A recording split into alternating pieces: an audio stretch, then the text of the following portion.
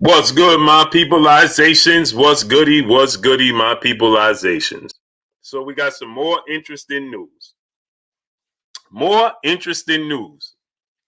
As Eddie Hearn states that it's a possibility Anthony Joshua and Tyson Fury Undisputed Showdown could be headed to Las Vegas. You heard me. Las Vegas. You want me to say it again? Las Vegas, Nevada, United States. In July now. He says anything after July is not happening. Right? That we need to get it done no later than July. And the possibility could take place in Las Vegas. Las Vegas, people. Now, we also have news. We're going to delve into that. We also have news and proof that Unified, I'm not going to say Undisputed, Unified, you heard me correctly, not Undisputed, Unified, undefeated lightweight champion, Teofimo Lopez,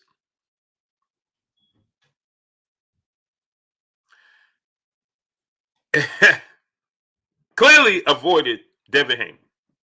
Now we have the proof that Teofimo Lopez could have fought Devin Haney and just simply opted to go in a different direction and fight George Kambosos Jr. and tell the boxing world that he had no choice but to fight his IBF mandatory because the IBF was going to relieve him of his belt if he didn't fight George Kambosos Jr. Well, now we have proof that the IBF has stated that that's not true.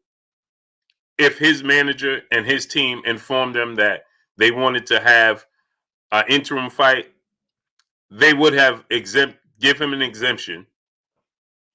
They would have given him an exemption to fight Devin Haney or whomever else they wanted to fight.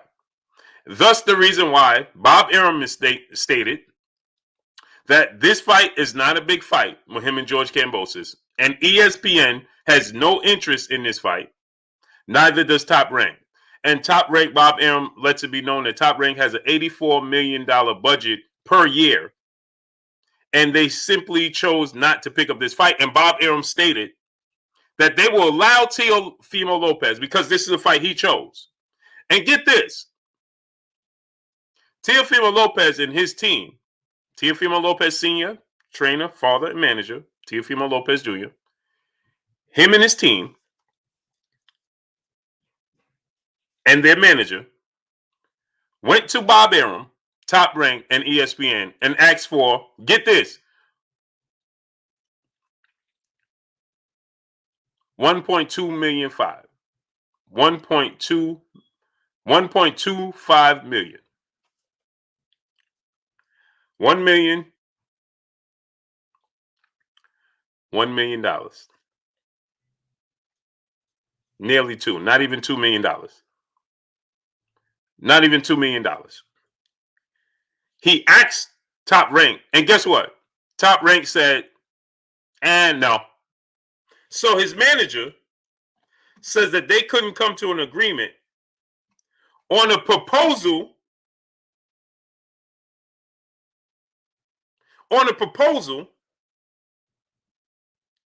that they sent to ESPN and Top Rank. So he stood to make more money. Devin Haney fight on DAZN for $4 million. Devin was offering him $4 million. And Teofimo Lopez told the world that he had to fight George Kambosos Jr.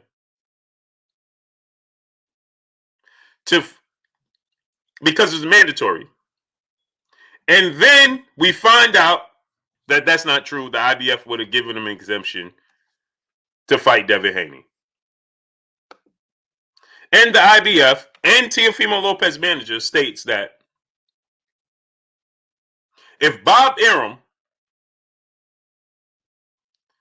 would have informed them Because now they're saying that Top Rank and Bob Arum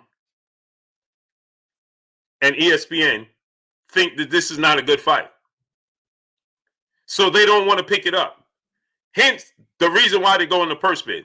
So if anybody needs to hear and say, well, this is not true. Well, how do we know it's true? Well, he's going into a purse bid. He's going into a purse bid. The reason he's going to a purse bid, because Bob Arum says, I will, ESPN and myself, Top Rank, we have Teofimo Lopez for 3.5 more years under contract. So he could go fight on DAZN, PBC, Fox, or Showtime, or wherever he wants to, with this fight with George Kambosos. And Bob Arum says maybe he'll elevate his profile some, get some new fans from their platforms, because when he's going to come straight back here for when he has a big fight. And we're still going to get a percentage off of him going over there. Wait a minute, Bob. So Bob is saying, go over there, fight on Fox or Showtime or DAZN, and come back over here when you have a big fight. And then Bob Arum says the George Kambosos Jr. is not a big fight, right? And so with that said, Bob Arum says we had another fight with a guy from Thailand that we lost money on. We lost money on this fight.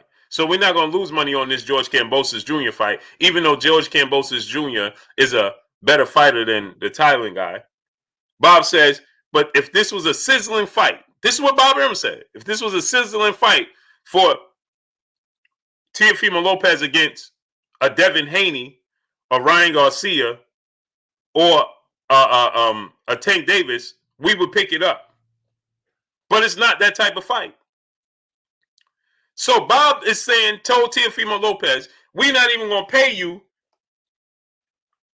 the minimum. Isn't that something? So just in case y'all think I'm making this up, I'm going to read it for y'all. So here it is. Smash the like button. We got 250 people. Smash the like button. So Bob Arum, Teofimo Lopez. This is, now check this out now. Right? Teofimo Lopez old minimum for a title fight or title defense was $150,000. That's after he beat Richard Coleman. He would have get his minimum was $150,000. Now, after he fought Lomachenko, his minimum is $500,000. But if he loses, but if he wins, he gets a minimum of 1.25. So he beat Lomachenko, so he gets a minimum of 1.25. The amount being offered for the routine title defense against Kambosos. So now get this now. Get this now. This is where it gets interesting. So his manager says, Teofimo Lopez manager, he says, if they viewed Teofimo Lopez, meaning Top Rank and ESPN, if they viewed Teofimo Lopez versus George Kambosos Jr. as just another fight, well, we're holding them accountable because it's not the fight that they want. Then he says they had between October 18th and February 6th to schedule a big fight for him, meaning Devin Haney, Tank Davis, or Ryan Garcia is what Bob Arum perceived as a big fight. But Teofimo Lopez, listen to this. Teofimo Lopez had the option to choose one of those fights, and he's choosing George Kambosos, right? And they could have got him out of this purse bid, right? And his manager says, if they would have gotten a big fight. Now listen to this. If Teofimo Lopez would have negotiated a big fight between Ryan Garcia, Tank Davis, or Devin Haney, in this case, we're going to stick with Devin Haney, right? The IBF, this is Teofimo Lopez's manager. This is Teofimo Lopez's manager. Not just the IBF, but he utters the same sentiments the IBF says. if they would have negotiated with a bigger fight, they could have got an exemption with the IBF for another fight. And they are the ones that's saying that this is not a good fight or anything like that. They could have made a different fight and fight and chose to fight somebody else.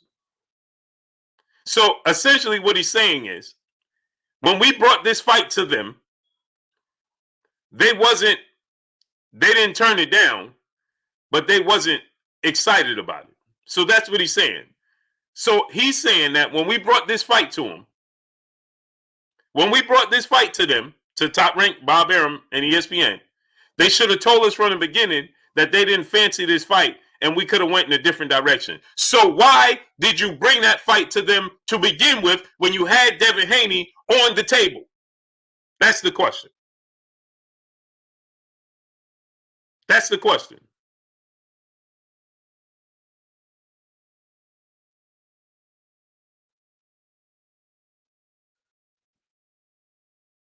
That's the question.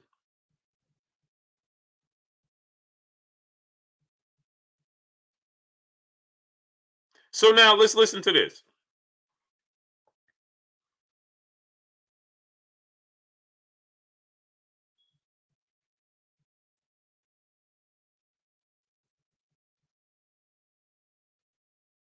Let's listen to this.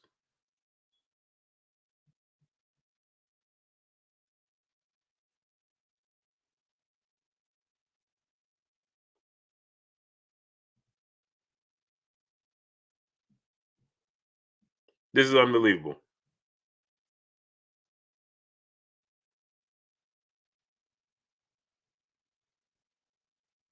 Unbelievable. He could have fought Devin Haney, people.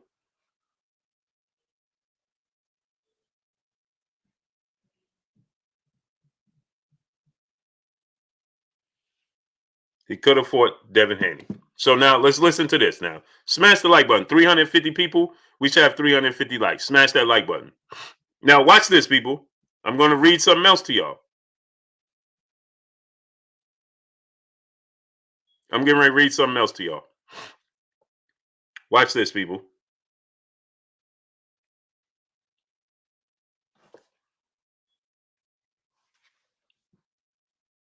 Now, listen to this.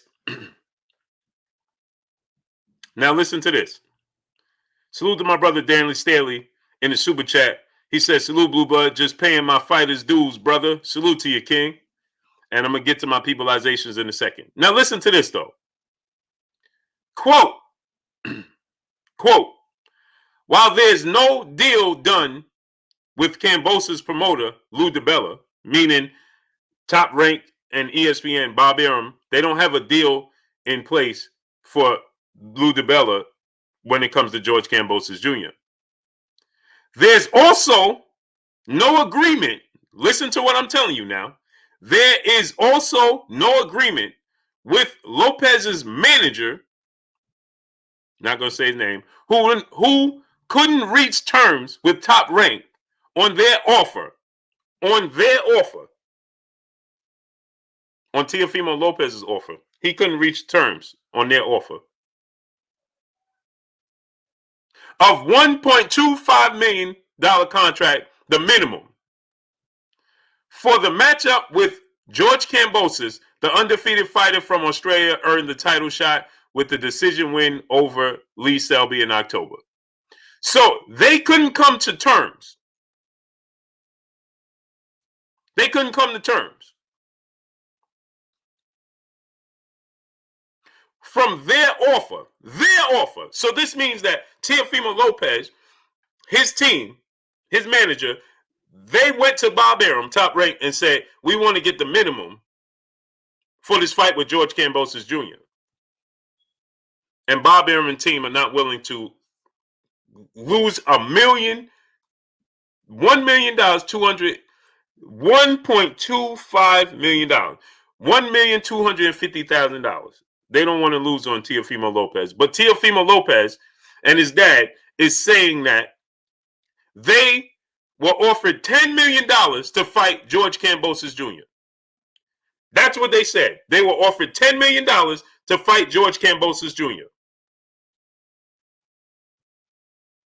Yeah, you saying 007. He did say it. He did say it. So I stand corrected. Or what's the brothers' names that I was debating with on here? I stand corrected. He did say in the interview that the suit was too heavy. He did say it. So I stand corrected. Hey, I'm an honest guy, man. I stand corrected. He did say it. But that don't dismiss everything else that took place. So, so now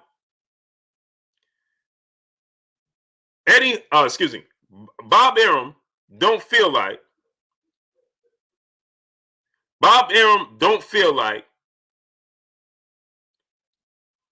that Teofimo Lopez, they want to pay him $1,250,000 for a fight with George Kambosos Jr. Yet he turned down. I appreciate you. You're saying 007. I'm just me, man. I got to keep it 100. Y'all know me. Yep, he said it. He said it. Right? So I stand corrected. He said the suit was too heavy. I stand corrected. But that don't dismiss everything else. So it is what it is. Right? So with that said, he could have made, this being Teofimo Lopez, he could have made $4 million with Devin Haney. Right? He could have made $4 million with Devin Haney, but he turned that down. That would have been an official undisputed showdown. Leave no doubt. It would have left zero doubt. Undisputed showdown with Devin Haney. Devin Haney, and guess what? Devin Haney was going to pay him the $4 million. Going to give him the $4 million. Okay? So he ain't never have to go to purse bids and go. And he now get this. I want to say this, people. He could have fought Devin Haney. Now get this. I want y'all to understand this. Let's say Eddie Hearn and DAZN win the purse bid. Right? Let's say Eddie Hearn, DAZN, they win the purse bid. Right? That means the fight is going to go to DAZN. So that means he's going to fight on DAZN anyway against George Kambosos Jr. And he could be fighting for less than $1.25 million. Smash the like button. We got 430 people. Let's get 430 likes. Smash the like button, my peoples. We got 430 people. Let's get 430 likes. Smash that like button. How many likes we got? Lonzo Thompson, salute, my great brother. Appreciate you. How many likes we got, man? Smash the like button. Let's get the likes all the way up. I'm all the way up. Nothing can stop me. I'm all the way up. Get the likes up. We should have at least 430 likes. What are we doing, my peopleizations? What are we doing? Let's get the likes all the way up.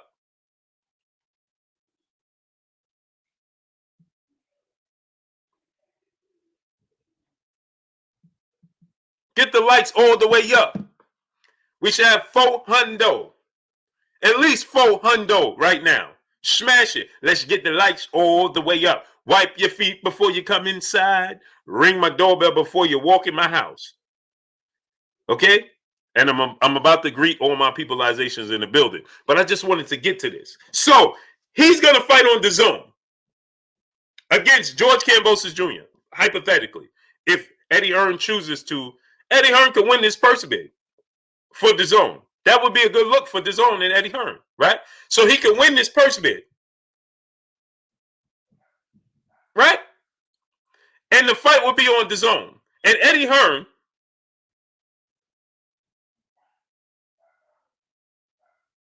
Kim Jenkins, the Queen said, I will like at the end of the content if I would like at the end of the I would like at the end if the content is good.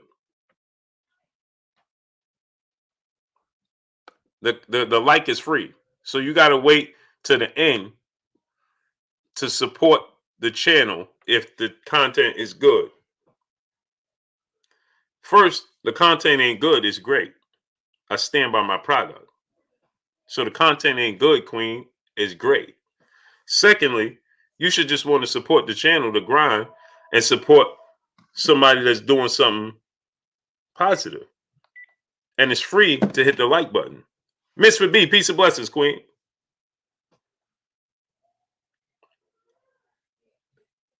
I mean, to each his own, though. If you don't want to hit the like button, it's okay, Queen. You want to wait to the end?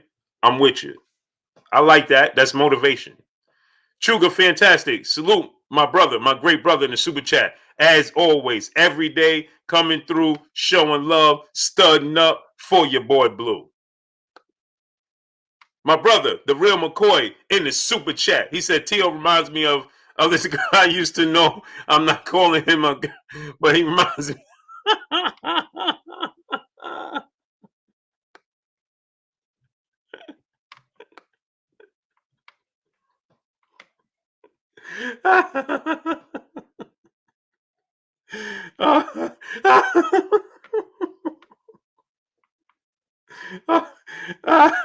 Come on, great brother. It's too early in the show for you to have me laughing like that, man.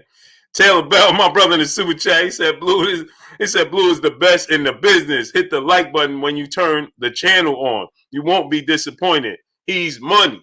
Salute to my brother Taylor Bell, always coming through, always showing love, supporting your boy Blue. Appreciate you, King. 1000%. So so now I'm gonna get to this point and then we're gonna greet all my peopleization. I don't know why my camera is doing this, my peoples. Because it's fuzzy, ain't it? Isn't it? Isn't it fuzzy? My peoples, when I go to greet everybody, if I don't greet you, that means I can't go back all the way up. So that means that I'm gonna need you to come through and salute your boy Blue again so I can catch you, as we greet. So now I want to say this real quick, right? So now let's say he fights on the zone against George Kambosos Jr. Let's say Eddie Hearn says, I'm going to give you $1 million or 125, right? And you're going to fight on the zone anyway against George Kambosos. Now you could have fought on the zone in a massive fight for $4 million, 4 times the amount on the zone against Devin Haney and solidified yourself should you beat Devin Haney as undisputed. Now somebody help me. Somebody help me out. Because there's some sort of disconnect there, isn't it? My peopleizations? Because that don't add up. Jonathan Trotter, am I getting a cold? No, I just got allergies, bro. You see the dust? I don't know if you probably can't, but there's little dust particles flying around right here, man. You might can't see it, but that's why I keep doing like this. And so RGJ3 Boston, my brother in the super chat, coming through, showing love as he always do. He said, Blue, my girl say you sound like Jay-Z when you talk. Man, tell the queen I said peace and blessings, man. I need that bag that he got, though. You dig what I'm saying? I need that bag he got. You dig what I'm saying, King? I need that bag he got. My wife is already Beyonce, but I need that bag he got. People used to tell me, hey, Blue, man, your wife look like Beyonce? I'm not making this up because I know people would be like, oh, man, this dude said his wife look like Beyonce. No, my wife really do. She truly does. But my wife is Latino. But she truly does, And people used to say that all the time. Yo, Blue, man, your wife look like Beyonce. And I used to say, yeah, she does. She does. I know people gonna be like, oh man, this dude said his wife like Beyonce, man. Come on, man. Come on, bro. Now he making up stuff. Look at it, he making up stuff. Oh man, this guy. Ha ha ha ha ha ha ha ha. I ain't making it up. I'm serious.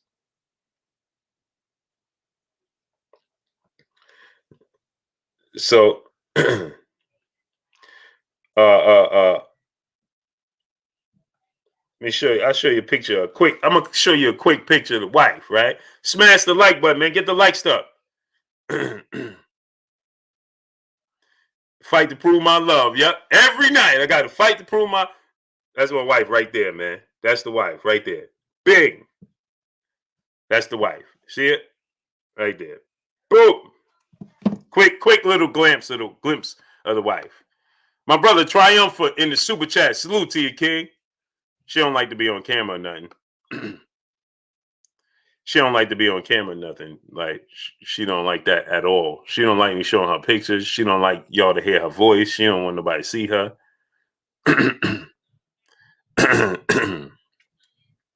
You know, so that's the wife. You know what I mean? Yes, it is. Tone 40. Yes, it is. Yes, the wife, man. And she looked great. You see, I can't stay away from her. That's why I got 9 kids. You understands me? Jay Grant, salute. Damian Foster, Fly High 89, salute. That's why I got 9 kids. You dig? You dig? So anyway, y'all got me off track, man. You know what I'm saying? Gonna have me pause this and go look for the wife. Let me stay focused. Gotta stay focused. I got to stay focused. You understands me? Kavara Slim, my brother, in the super chat, that fight makes no sense in Vegas. That's a fact. That's a fact. You understand? So now let's get into this real quick. So imagine this, right?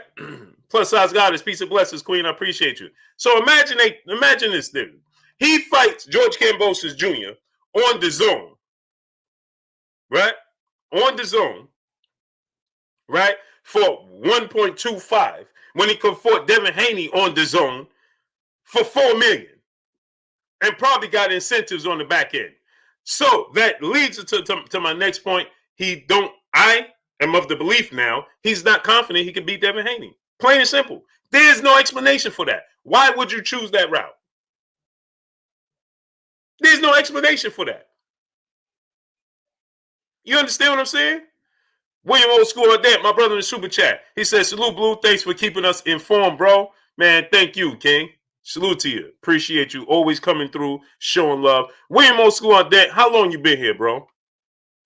Because he been here since he had to be here very, very early, man. I don't think I had 1,000 subs when William Old School Ardent was here. So salute to William Old School Ardent, man.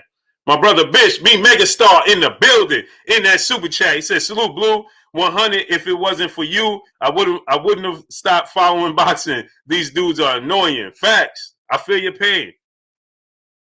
He said, I would have stopped following boxing if it wasn't for you. Salute to you, man. Yeah, man, it gets real, you know what I'm saying? It gets real draining, man. Yeah. Jalil Muhammad, my brother in the super chat. Salute, King. Appreciate you. So yeah, so imagine that. Right? Imagine that. And now, didn't Anthony Joshua tell us it don't make any sense to fight Tyson Fury anywhere but in the UK? Didn't Anthony Joshua say that? So now they're talking, Eddie Hearn is saying, now the fight moves to July. Hold on. So now, if we get to June 10th, and there's no announcement, that means Tyson Fury announced this fight a year ago, that they had an agreement for a 2-fight deal, and yet we still ain't get an announcement. Somebody tell me, how does that work? My brother Champside say it. Press 1. How my brother Champside say it? Press 1. Press 1. Press 1.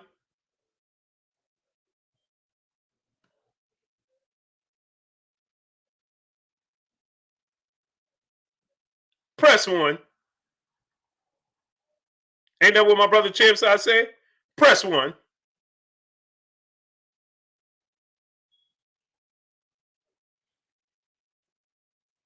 Yeah, that's me and the wife, man. I know people like, man, how we know that's your wife, Blue?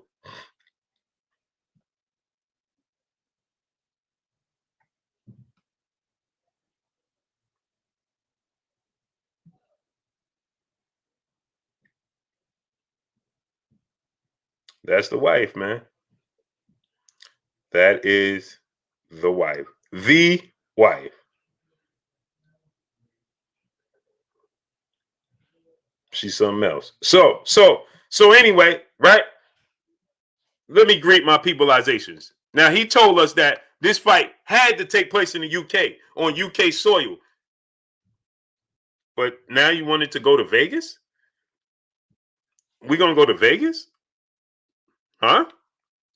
My brother Demetrius Hall, RGJ3 Boxing, Mark Fralin, Clayton Smith, main boxing biker, Jonathan Trotter, Jonathan Hill, Damian Hennix, Uncle Ma, Jose Diaz, Dorian Sims, Russell Watt Smith, Mark Ambrose, Treslin Patterson, Ketty Peets 504, JT, Jerry 216 Robinson, B. Pauly, Khalil Muhammad, Lefty 2.0, Louis Carr, Mooney's Music, Burgess Meredith, Rampage Jackson, Fight to Prove My Love, King Vonnie 86, my brother Stormy B Man. Go subscribe to my brother Stormy B Man. Boxing Fan, Jay Lee, John Walker, Triumphant, Reese Bruh, Louis Carr, Jose Diaz, Demetrius Hogg, Underground Asylum, Chilltown Majors, Emmanuel Bang, Mark Stearns, Sakari San Francisco, Alex Carrillo, Tone 40, Marvin Pritchard, salute, Jay Grant, salute, Damian Forster, Fly High 89,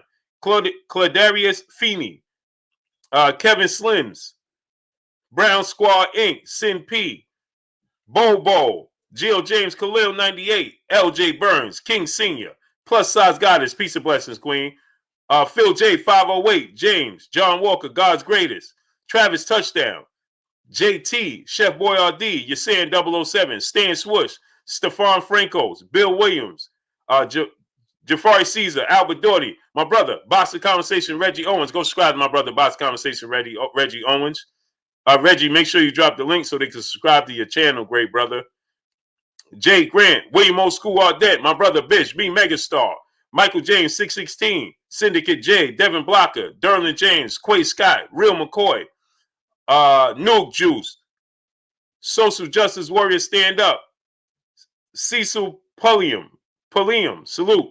You know I don't read that well, great brother. 704 Joe, Darnell Schaefer, Based Up, Sab 1, Real McCoy, Mark Fralin, MPWTF, Jamil Allen, a.k.a. Why does his name just jump on me like that, man?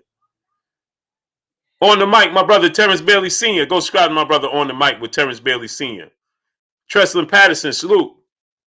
Big Drip, salute. Neil X Davis, go subscribe to his channel, salute. C Cut, salute.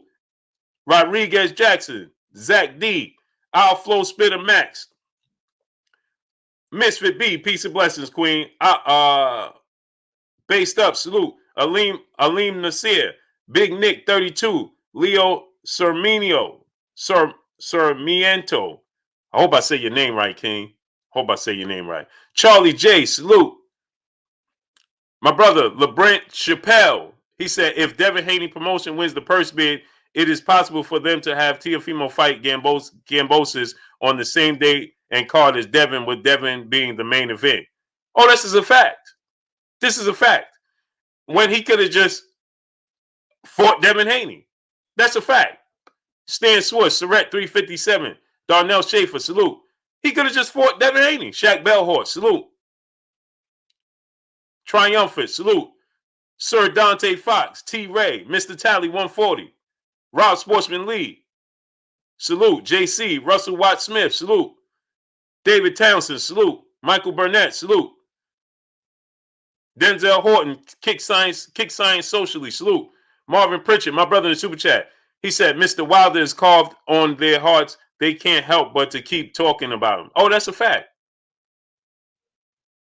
This is a fact. They can't help it. He is SG Pass, salute. He's the face of boxing. Son of Tank, salute. He's the face of boxing. They can't help it. They can't help themselves. They lead you to believe that they can, but they can't. Hey man, he's this, he's that, he's this, he's that. Okay. Okay, so then why is he the subject of topic over there? 305 Grant, salute. Why? Why? Peace and bless to the queen, Misfit B, in that super chat, dropping that dub on your boy Blue. She said, Blue, what makes a pure boxer? I hear you call Devin that. Who else are considered pure boxers right now? Oh, I'll get to that.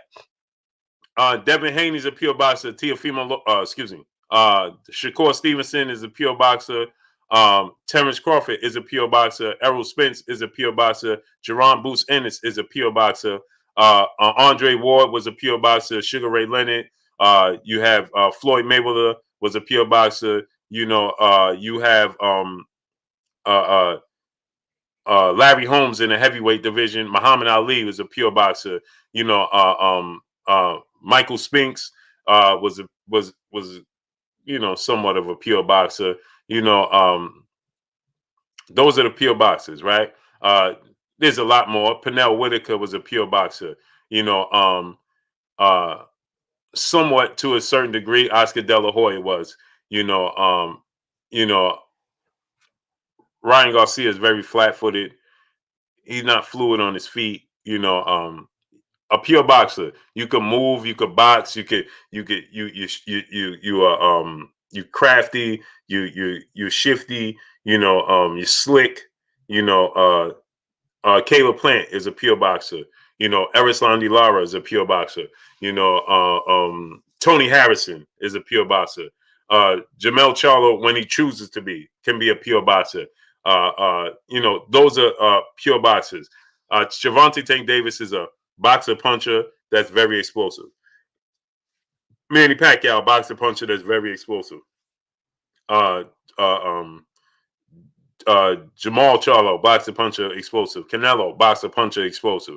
Ryan Garcia, boxer puncher that's explosive. And then you just got sluggers. You have some guys that are just Sean Porter. Sean Porter is a slugger. Danny Garcia, slugger. Keith Thurman is a pure boxer. Those are pure boxers, right? Then you have your Virgil Ortiz Jr. He's a slugger. He's come in to fight on the inside, rough, rugged guy. Marcos Maidana, very awkward, unorthodox type of fighter. That's the difference. Devin Haney fights on his toes. He can mix it up. He's very slick. He can stop, bang, bang, bang, give you combinations, but he can use the jab on the outside, keep you at bay, control the distance, but he can fight you on the inside if so choose. Floyd Mayweather. You understand? Those are the difference between pure boxers, sluggers, so there's a plethora. When you think of pure boxer, you think Muhammad Ali, Sugar Ray Leonard. Tommy Hearns was a boxer puncher. Marvin Hagler was a boxer puncher. Roberto Duran was a slugger.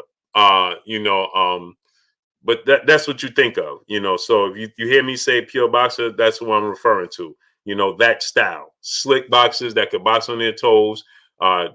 Defense, they're quick. They can move around. They utilize the ring savvy. Juan Manuel Marquez was a boxer puncher. He's flat-footed, right? So that's where it comes with. You know what I mean, Queen? Miss B. LeBrand Chappelle, my brother in the super chat. So that's the difference between pure boxer and boxer punchers. Kavon Slims, my brother in the super chat again. He says should change your name to Blueprint Boxing. I try, man.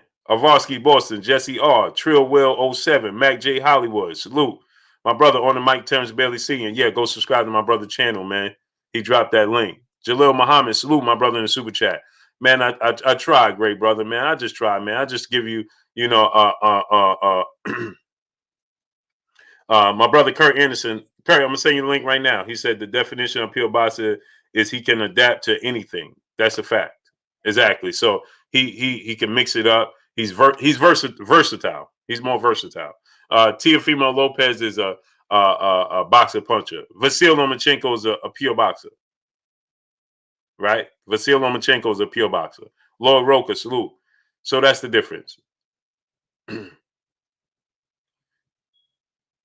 That's your difference. RGJ3 Boxing, my brother in super chat. Once again, smash the button and wipe your feet before you come inside. Smash the like button as you come on in. Wipe your feet before you come inside. Do you have Broner winning his next fight? Oh, for sure, he gonna win that fight. Ethan Fresh 73, salute. Kevin Gray, salute. Orlando Webb, salute. He gonna win that fight hands down, easy. Adrian Broner is a great talent when he put his mind to it. Orlando Webb, Benjamin Harrington, Albert Harper, salute. He's a great talent when he's committed. And Anwar Willis, salute. He just has to be committed. That's the problem. Smash that like button. How many likes we got? Kevin Mann, salute. How many likes we got?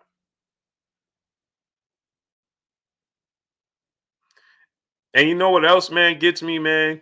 You know, when you got to wear the mask all day, man, when you go out, man, that whatever, man. It's a part, it's the new way, right? New way of life. So whatever. Smash the like button, man. How many likes we got? 466 likes. We should have way more than that. MZ Torts Boxing, my brother, salute. We should have way more. Johnny Q, salute. How's that possible? We should have at least 600. Get the likes up. So now let's get to this, right? My brother Dane _ 6674. He a Cowboy fan. He came through. He dropped a dub on your boy Blue. He said, salute, Blue. Some of these other channels be hating on you, fam. Like you can't like certain boxes. Like you're biased, but you ain't lied on no boxes since I've been watching. 100. Salute to you, King. Well, you know what that is? Let me tell you what that is, great brother. You know what that is, bro? See, do you guys hear me mention anybody else's channel here ever? If I'm not referring to my brothers or talking now, all I do is uplift everybody's channel, right? All I do is support everybody. You ever heard me not support anybody? Ask them, see, they get people, it's like, and I'm not saying I'm Deontay Wilder. It's like the Deontay Wilder effect, right? You ask them, hey, man, what Blue do to you? They can't tell you. Anybody that come across me, right? I never act like I'm bigger than anybody. I never act like, none of that. None of that. My brother BFTB Boxing, he could tell you every other day I text him like, bro, I'm sorry that I come on at the same time that you come on. Ask him.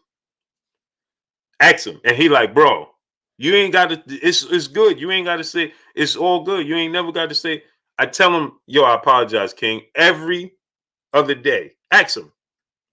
Because my schedule got backed up and my time got backed up, having to help my wife and, and everything like that. So my time and schedule got backed up. So now I'm coming in on BFTB time. But this is the only time I could go because after this time when I get off, my schedule's packed and before it's packed. And so I always go to BFTV, bro. I'm sorry. If anybody comes across me with a channel, brothers hit me up all the time, bro. I'm trying to get, if I can help you, I'll help you. If I could promote you, I'll promote you. You never hear me talk about anybody else's channel or anybody not doing or doing anything. Only time you hear me even acknowledge another platform is one of my brothers. That's it. So if you ask them, listen, it's a grind that everybody could do. What's the problem? Bro, if you got your opinion, I got mine. Listen, we are all weathermen. And what you mean by that, Blue? We are all weathermen. I could be wrong. You could be wrong. I could be right. You could be wrong. You could be right. I could be wrong. It's just like the weatherman. The weatherman to tell you, we can't control how things happen in negotiations. We can't change. We can't control what changes behind the scenes. No, all we could do is give you what the inside source is. So the weatherman gives you the inside source, right? The weatherman tells you, hey, tomorrow's good. I'm in New York. The weatherman told us for the next 3 days it's going to snow. Man, it snowed night before last. The 3 days before that, it did not snow. But that does stop the weatherman from being on right now. If I turn on my news, he's going to tell you what the weather is tomorrow. And he was wrong. Why? Because things subject to change. So how could you say anybody's right or wrong? And what's the point? So instead of uplifting everybody, because you feel like you should be doing something this or this should be happening with yours, your platform, and it's not happening or it's happening with here or here. So then you go and you take your time out and energy. You know how much energy and time it takes out? So the time you're spending on me, you could be taking that time and spending it, investing and building your platform up. People talk to me behind the scenes. They talk to me on the phone. I never talk about anybody else's platform. And I don't even some people send me stuff. Oh, hey, bro, this dude said this about you. This dude said this. I don't even know about their platform. My brother Fred will tell you everything. I'm always appreciative for everything he's helped me with. My brother Ticket TV, he'll tell you I'm appreciative for everything he's helped me with. The General 7A Sports TV, he'll tell you out the blue. I text him, yo, General, thank you, man, for bringing me on. He'll tell you out the blue. I'll text him that right out the blue. Right? He'll tell you that out the blue. I'll take. Ask the General when he going tonight. Ask BFTB right now what I tell him every other day. Ask Fred what I tell him all the time, bro. Listen. I appreciate you. Fred introduced me, man, and helped me out so much, bro. You understand? I don't understand. It take more time. I don't get it, man. Everybody has. Fred gets all types of guests in this show. Imagine me being like, man, Fred ain't this or Fred ain't that. For what? I hit Fred up and be like, yo, King, you had this dude, man. Can you give me his number, man, and hook me up with him? And Fred, listen, no hesitation. People can say what they want about Fred. No hesitation. I never asked Fred anything twice. That's a fact. That's a fact. I've never asked him anything twice. I mean, yo, King, you did this. Sometimes he just send it to me. He don't even respond like, okay, or nothing. He'll just send me, here, call this. That's it. So I don't, I just don't get people, man. So, I mean, everybody have their, and listen, when I'm wrong, I'm wrong. I stand corrected. I mean, I guess that's the difference between me and everybody else. Stephen Young, my brother in the super chat, says, support the truth, support the grind. Hashtag LDBC. Yes, sir. Salute to you, King. Salute to you, King.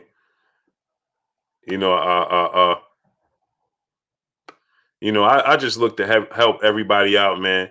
And I just, we all family. That's how I look at it.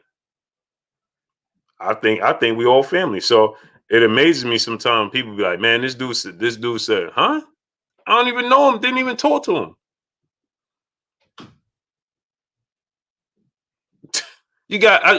People be sending me a one specific channel. They asked me to come on and feature and be on their channel and do some. We're gonna do sports and all that. My only conversation with them one time. I talked to one channel one time, right? And they asked me, "Hey man, come on my channel. We're gonna do football together, right? We're gonna do football. Let's do a special of football every. I forgot what day we choose." So cool. Me and my brother, the Cali Enigma, Cali like, yo, we want to do. I'm like, cool. I talked to this dude one time, and I'm like, he didn't have to ask me once. He didn't have to ask me twice. He didn't have to ask me 3 times or 4 times or 5 times or none of that. Cali called me once, say, yo, this dude wants to do this, and this. I said, cool, let's make it happen. They called me on 3-way. The 3 of us talk. I'm like, listen, let's make it happen. I know football just like I know boxing. So let's make it happen. Say less. All you got to do is give me the time. So he said, all right, cool. Appreciate you, this, and this. We show each other love. Hang up. I ain't talked to him since. Next thing I know, people sending me stuff all the time, every day, with him putting clips up of me and saying this and saying that. And, oh, I don't like blue. Huh? Bro, you asked me to feature on your channel. And I all I did was say yeah. And then the next thing I know, you this is your angle. That tells me a lot about you in your personal life. That's what that tells me. Because you can't. How do you understand? So it just is what it is, man. Emmanuel H, my brother, coming through, dropping that $500 on your boy Blue in the super chat. He said, that's how you know you're doing something major, when your name being mentioned for no reason and all you do is try to uplift our people. Keep grinding. The people in the chat know what's real. Salute, Blue, and people's in the chat. Let's get it. Facts. Salute to you, King. Salute to you. Salute to you, King. King Stubbs, my brother in the super chat, he said, keep winning. Salute. Live your talk. You stay giving them that work. Salute to you, King. I appreciate you 1,000%, man. 1,000%. Yeah, so man. Hey, all I can say is, man, I don't understand people, man. I don't understand people. I don't understand people, man. Just is what it is, I guess. Yeah, Big Nick. I don't understand, dude, right? Ask him how many times he talked to me. Ask him where it come from. He can't tell you.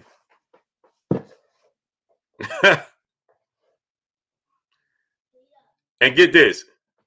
He puts up a clip. So I had a situation. Now, I'm going to tell you this, right? I had a situation happen to me out the blue. Somebody said, what's up to me, right?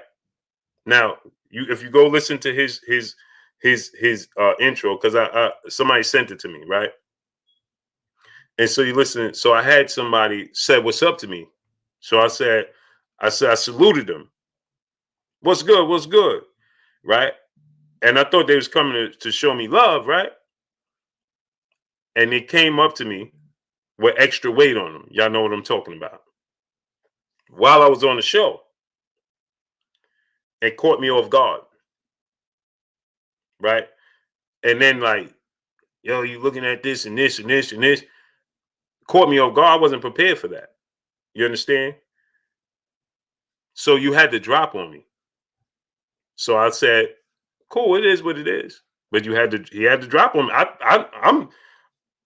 I let my main bikes and biker. So I was on a live stream on somebody's platform, and dude went past and was like, yo. So I'm like, what's good? So he's like, salute. So he came, I'm like, yo, what's good? So when he came up, I'll go to salute him, and he had the extra weight on him, extra few pounds, you know what I'm talking about. And so when he I'm off guard. I'm thinking like, you know what I'm saying, we good or something. And so he like, yo, you know what I'm saying? Look at my girl, and this, and it. So I'm like, you got it. Caught me off guard. You understand what I'm saying? So I'm like, cool. So, but I was on the live stream. So he takes that, oh, look what this dude, look at the mentality of some people, man. It just is what it is. You understand? When somebody get the drop on you, they got the drop on you. Hey, I'll leave it as that. SG Pass, my brother in the super chat, he said, salute Blue Blood for being a real one. Stay being you. A lot of fake channels out here. Yeah, for sure. For sure. Salute to you, King. My brother, Dari T, peace and blessings to your queen in the super chat. I said my brother. Peace and blessings to the queen and Dari T in the super chat. She said Wilder lost the mediation. Nah, he didn't lose the mediation. I'm not, Dari T, you know what? I'm not even too sure how that works, but he didn't lose it, but he went to arbitration now, right? And so now I guess that's a step up. I gather that's how that works, right? And so now, he's taking it there, and that's why they're dragging their feet ultimately announcing this fight. Because now, now they talking about it's going to happen in July. Tyson Fury announced it June 10th. So now you're talking about a year. A year. Right? So, Dion Gale, salute. My brother in the super chat. Appreciate you, King. Yeah, main boss. Yeah, that's what happened. So go now. If you listen to what he put, right? And he stopped looking at people. Bro, you have no clue. Exactly. Right? Melissa Wilmore, peace and blessings, queen. You learn how to listen. If you've been out here, you've been out here. You understand what I'm saying? You know how to move. You know how to move. Right? And exactly, you live to fight another day. That's a fact. Listen, somebody come to you and be like, yo, what up? And you're like, yo, what up? What's good? You know what I mean? People I encounter every day. Yo, what up, Blue? This is. Yo, what's good with you? Yo, this. And things happen. It just is what it is. I was on a live stream. I didn't even know what was going on. Wasn't paying attention. So anyway, back to the topic at hand. How many likes we got? Jackie Robinson, salute. Chantel Hill, Rise 12 Tribes, salute. Dwayne Ross, salute. Whoopi, what's his name? Alfonso Morris, salute. So yeah, so now Anthony Joshua clearly stated that he wanted this fight to take place in the UK if it was against Tyson Fury. DP Rocker, Zakir Khan, salute. So he wanted this fight, Whoopi, salute. He wanted this fight. Listen, smash the like button, man. We got 600 people. We should be well into 600 likes. What are we doing here? Detroit, BC, salute. Get the likes all the way up, my peoples. We should be at 600 likes easy. Abdul Kayum, salute. I thought it was June, shocking. Yeah. So now he's saying that it could happen in July in Vegas. December winter, salute. In Vegas? Listen, they're doing a lot of maneuvering, right? Because Vegas is not open. Jelani Evans, salute. Vegas is not open. So why are you going to look to stage it in Vegas instead of staging this? Meech Hoover, salute. Scott Mears, salute. Clayton Smith, salute. So why are you going to stage this in Almighty Chilzo, salute? Why are you going to stage this in Vegas? Away from the UK, in the United States. But didn't Anthony Joshua tell y'all when he came to Deontay Wilder that he could not fight Deontay Wilder for undisputed on U.S. soil? When Deontay Wilder said, "Here go 50 million," Wesley DeVella, salute. Right? L Dub, my brother Lawrence, L Dub Boxer, salute. You know you making that up, L Dub. L Dub, tell me that you making that up. He just said Edgar Berlanga versus Damon Nicholson in April.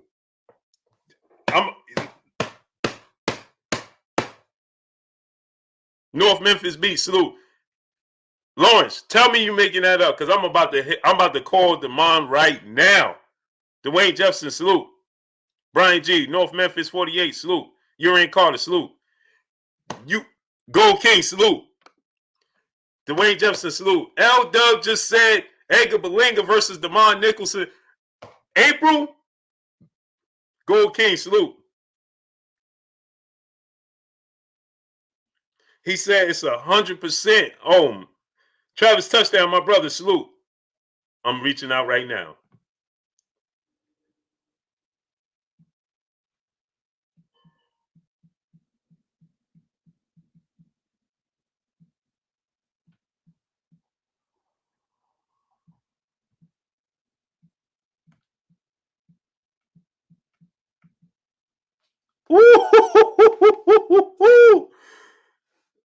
Damon Nicholson. He was on the show last week or 2 weeks ago. It's not Richardson, Brian G. It's Nicholson.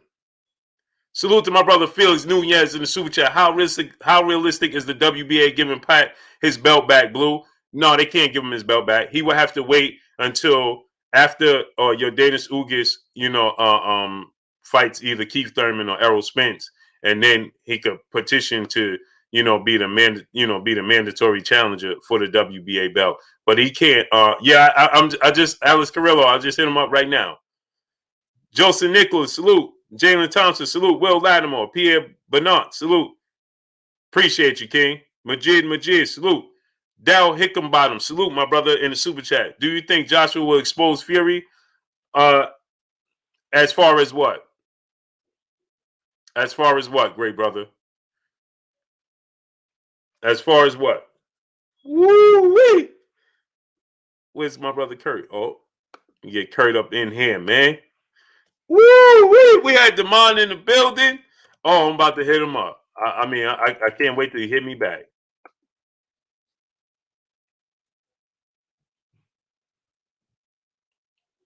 That's huge. That's huge, man. Millie Blood, salute. New Money DMG, salute. That's huge. Rico Breland, salute. What's good with you, Rico? That's huge. That's huge for Demond, man. I'm happy for him, and Edgar's my guy. Man, I'm gonna go hit up both of their camps. Manson AK, HK, salute. I'm gonna hit up both of their camps. Orion Beaton, salute. Both of their camps. And I'm gonna bring y'all that content. Kurt, I sent you the link. Yeah, Joseph Jojo Diaz, he missed weight on the scale, and now he is not going to have the belt. And guess what? If I'm Shakur Stevenson, I'm all over this. Jay MF Wheezy about that. Salute. So Daryl Hickenbottom, let me know what you mean by that. Rampage Jackson, Scott Birmingham, salute. Arise 12 Trial, he said, bro, you missed me, bro. I did.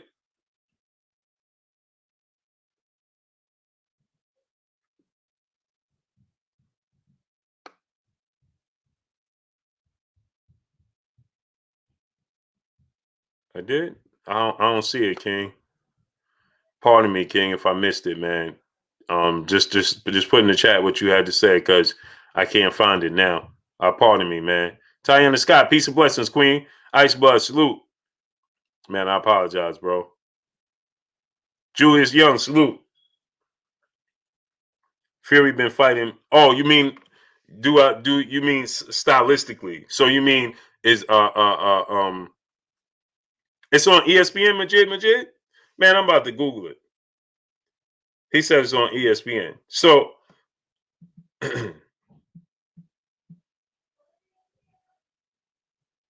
so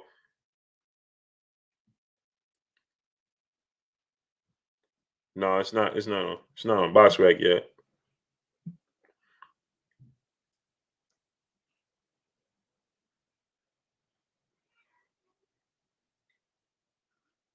So yeah, Kurt, I sent you the link, Kurt. So you talking about stylistically in the ring? Stylistically in the ring, I think Tyson Fury beats Anthony Joshua.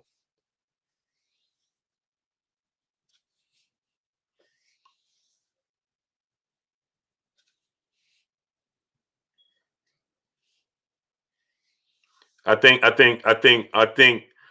Tyson Fury's style was all wrong for Anthony Joshua.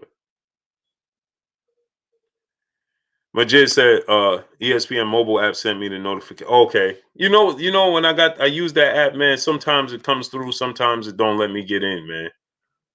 Pause. Sometimes it lets me in, sometimes it don't, man.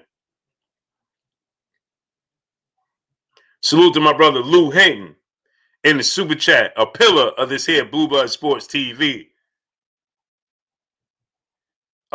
He said, before Blue, I was watching boxing in silence. Salute to the great brother, man. I appreciate you.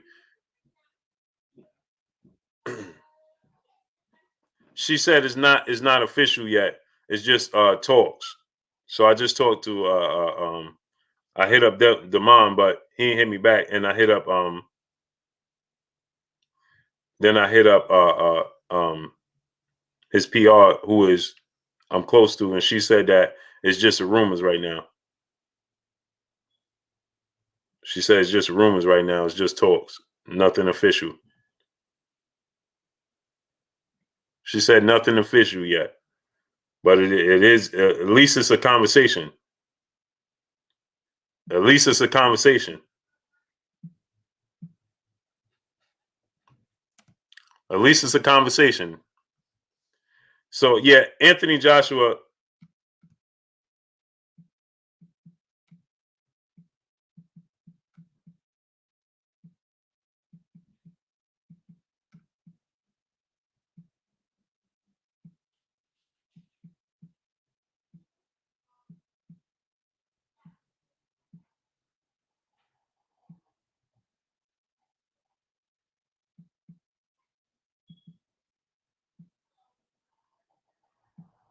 So I think that Anthony Joshua's style. Smash that like button, my peoples.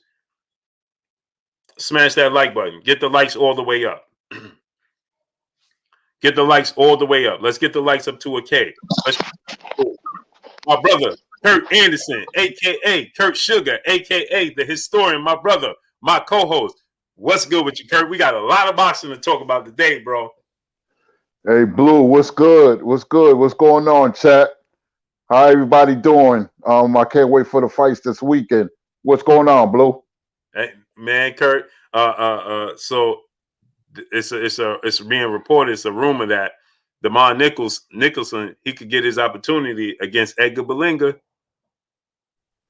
Oh, we just had him on the show. The manga punch, and we know Berlanga could punch. That fight will not go the distance. If I don't know if that fight is official, but that's a good matchup. If I want to see if Berlanga, if he doesn't knock you out in 2 or 3 rounds, what's going to happen after that? Because he depends on his power a lot. Mm-hmm. And that's a great Kurt. When we had him on, man, I'm so excited for him, Kurt. If it, I reached out and they saying that it's just being talked about. It's just a rumor. It's nothing official yet. But the fact that it's even in the air, that's great news for him. You know what I mean? Yeah, because if he wins, then his whole world opens up. Berlinga is the hot fighter. When you have a guy who knocks out everybody, then he becomes that named guy. So if he gets the fight and he's able to take advantage of the opportunity, then his whole life is going to change. So, but Berlanga is a handful, man. His hands are so heavy. You got to be smart when you fight a guy like that. You got to box him and use the jab. Mm-hmm. Judas 773. Salute my brother in Super Chat. He said, "Is Kurt Haitian? He sound like my Haitian partner from Dominican Republic." Nah, I'm FBA, Foundational Black American. Yep. Letchy Puma Skills. Salute. Ice Blood. Peace be free. Tiana Scott. Peace of blessings. Combat Sosa. Salute. Misfit B said, "What's up, Kurt?" Gold King. Salute. Sherman Salute to you. Yes, sir. Yeah, and Kurt. So now let's get to the meat and potatoes of this here topics, right? For one, Kurt, Joseph Diaz lost the belt on the scale. Right. If I'm Shakur Stevenson now, my great brother Lawrence Williams, he said that Martin versus Tevin Farmer will be for the vacant IBF title if Joseph Diaz wins tomorrow.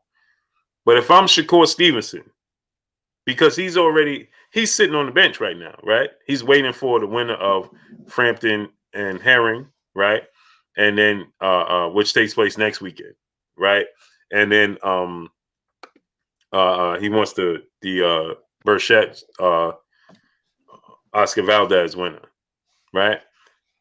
Man, Kurt, what you think about him? Trying to secure that belt in some way, or if you Tank Davis, I'm going for it. The real Rick Rob, my brother in the Super Chat, salute, appreciate you, King, coming through, showing love, man. Salute to the real Rick Rob. Bunny BA, my brother in the Super Chat, you can still bet on Fury versus Wilder 3 on FanDuel, I believe. Oh, for sure. They didn't. Travis Bryan, salute. They haven't done away with it yet. Armani Harris, salute. They haven't done away with that yet. Wayman Davis, salute. So if I'm Tank Davis, Kurt, I'm like, listen, I need that belt. That gives them unification, right?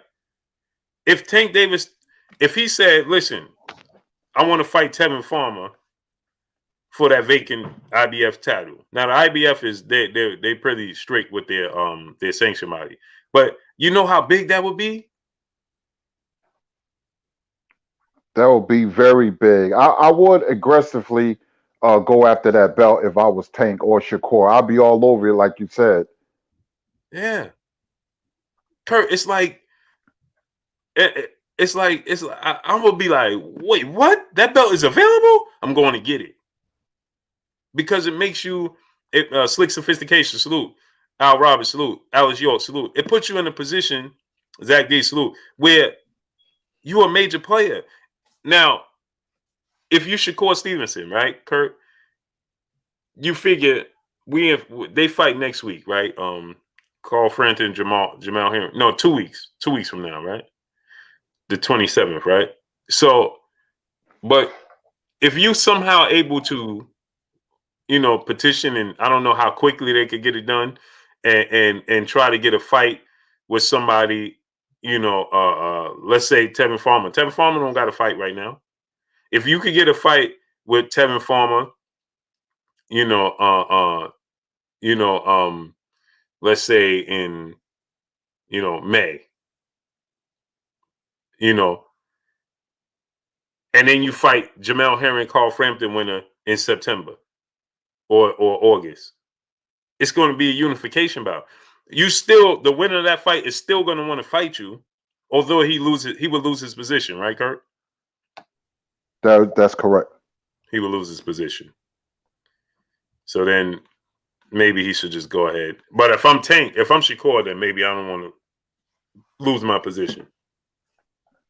What was Diaz's weight when he came in? I think he was like nearly 2 pounds, if I'm not mistaken. Are you serious? Yeah. I'm gonna go back because I got a notification to weigh in, but I was busy. I didn't get to see. I didn't think he was going to miss weight. But you saying almost 2 pounds? Wow. Yeah. If I'm not mistaken, I'm gonna look at it. I'm gonna research it right now. 133.6, almost 4 pounds, Kurt. Nah, Blue. You tell me you kidding. 133.6, Kurt. Well, he should be fighting 135. Right. He ain't even trying to make weight. When you off that much, you sacrificing your belt because you don't want to come into the fight weight train and lose. So he, like you said, he didn't try to do it because he knew he couldn't do it. He wasn't close. 130. Wow. Yep, right here. Wow. Jojo Diaz weighs in at 133.6, loses title against Shavkat Rakhmov fight. 3.6 pounds over the super featherweight limit on Friday at the weigh-in of a defense of his IBF title. I thought it was 2 pounds. My goodness. That's almost 4 pounds. Yeah. 4 pounds, Kurt. You didn't try. You didn't even try, Kurt. 4? Oh, he'll be a lightweight for sure. He's a lightweight now. Yeah. You might as well say. He might as well just go ahead and fight at 130. This is his last fight at 130. Clearly, that's horrible, Kurt. That's unprofessional. That's bad. Yep. It sure is. Bad. Kurt, that's what you would come in if you were fighting at 135. 2 reasons why you miss weight. Your body is filling out, and it fills out at a certain weight, or you didn't train as hard. Right. See, I didn't see. I can see how his body looked, then I can judge it better. I'm gonna go back later. Oh, go ahead. It was water filled. It was water. Clearly, he didn't try.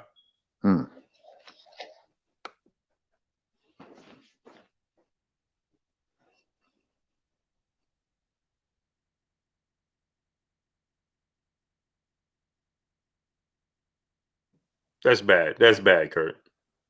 He didn't try. You might as well say he's a lightweight. Yeah.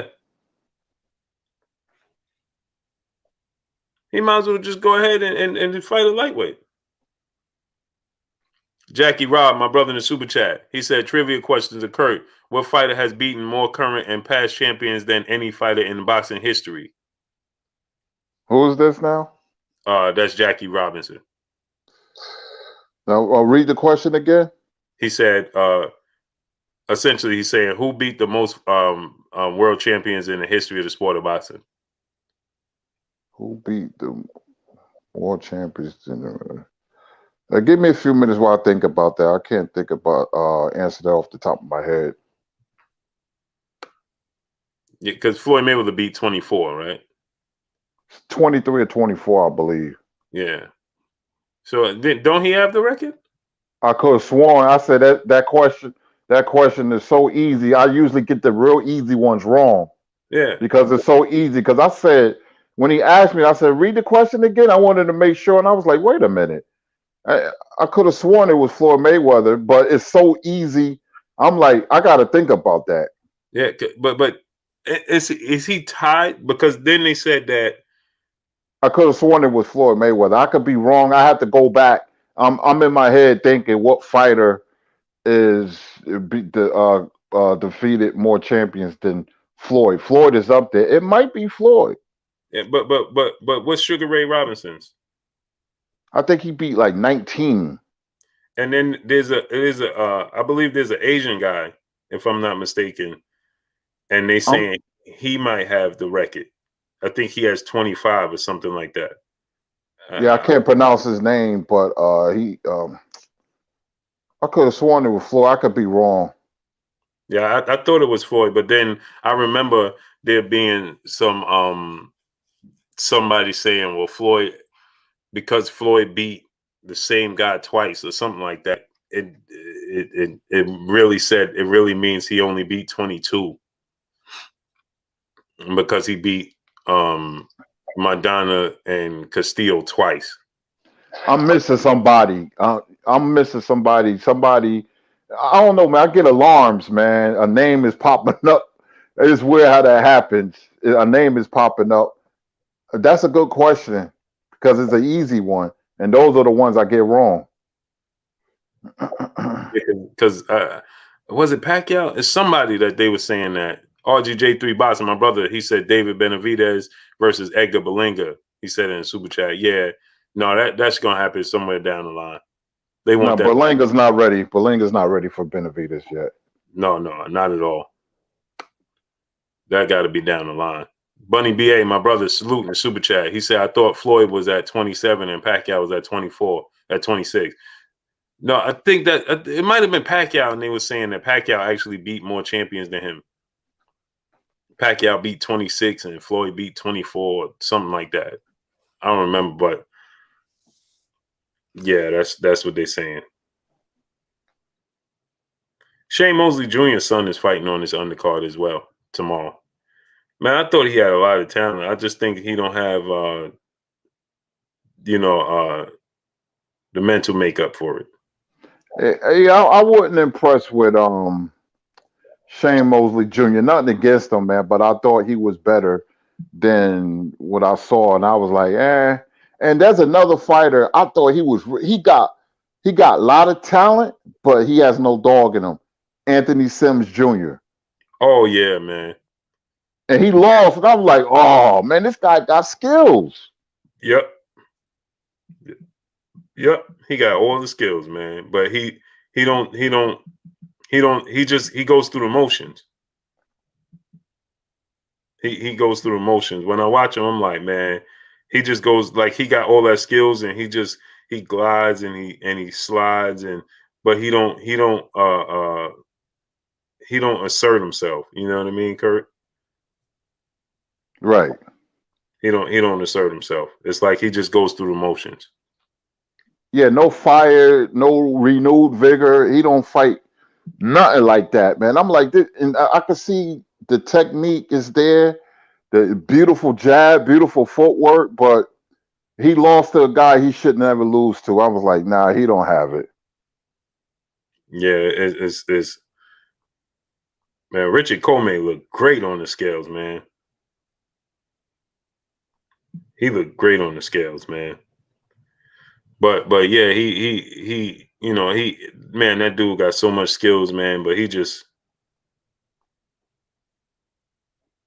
don't have it's what it goes back to, Kurt. And I'm a little distracted because I'm trying to look up the picture to show you of Joseph Diaz, but I can't find it. He goes through the motions, right? When I'm watching, I'm like, man, he got all this talent, man, but he just don't. You know what it is, Kurt? It's like I look at him like some people have the talent, they have the skills, but they don't love the sport. You know what I mean? They can do it. They got talent to get it, and they can make a living, but they don't love it. That is true, man. I know a lot of fighters that was like that, man. There was a guy, he was a surfer, Mexican guy that a lot of people duck. His name was Jose Luis Lopez. Man, this guy had it all, but he wanted to surf and smoke weed.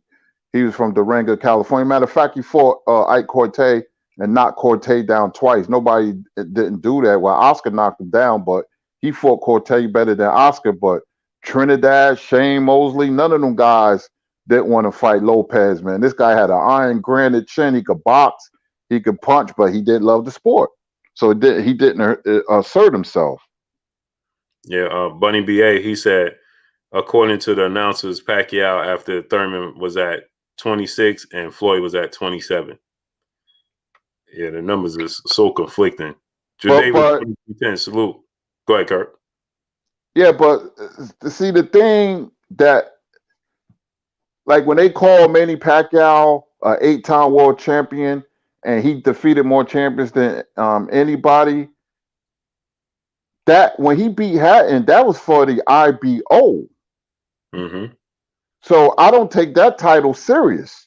That's a regional title. That's not a prestigious world title. See, that's what it gets conflicted, because when he asked a question, I'm like, wait a minute, I thought it was Floyd because he defeated world champions. But if they say it's Manny Pacquiao, then it's Manny Pacquiao. But Manny Pacquiao, when he beat Margarito, that was at a catch weight, and when he beat Ricky Hatton, that was for the IBO title, I believe. You know, yeah, it was. Mm-hmm.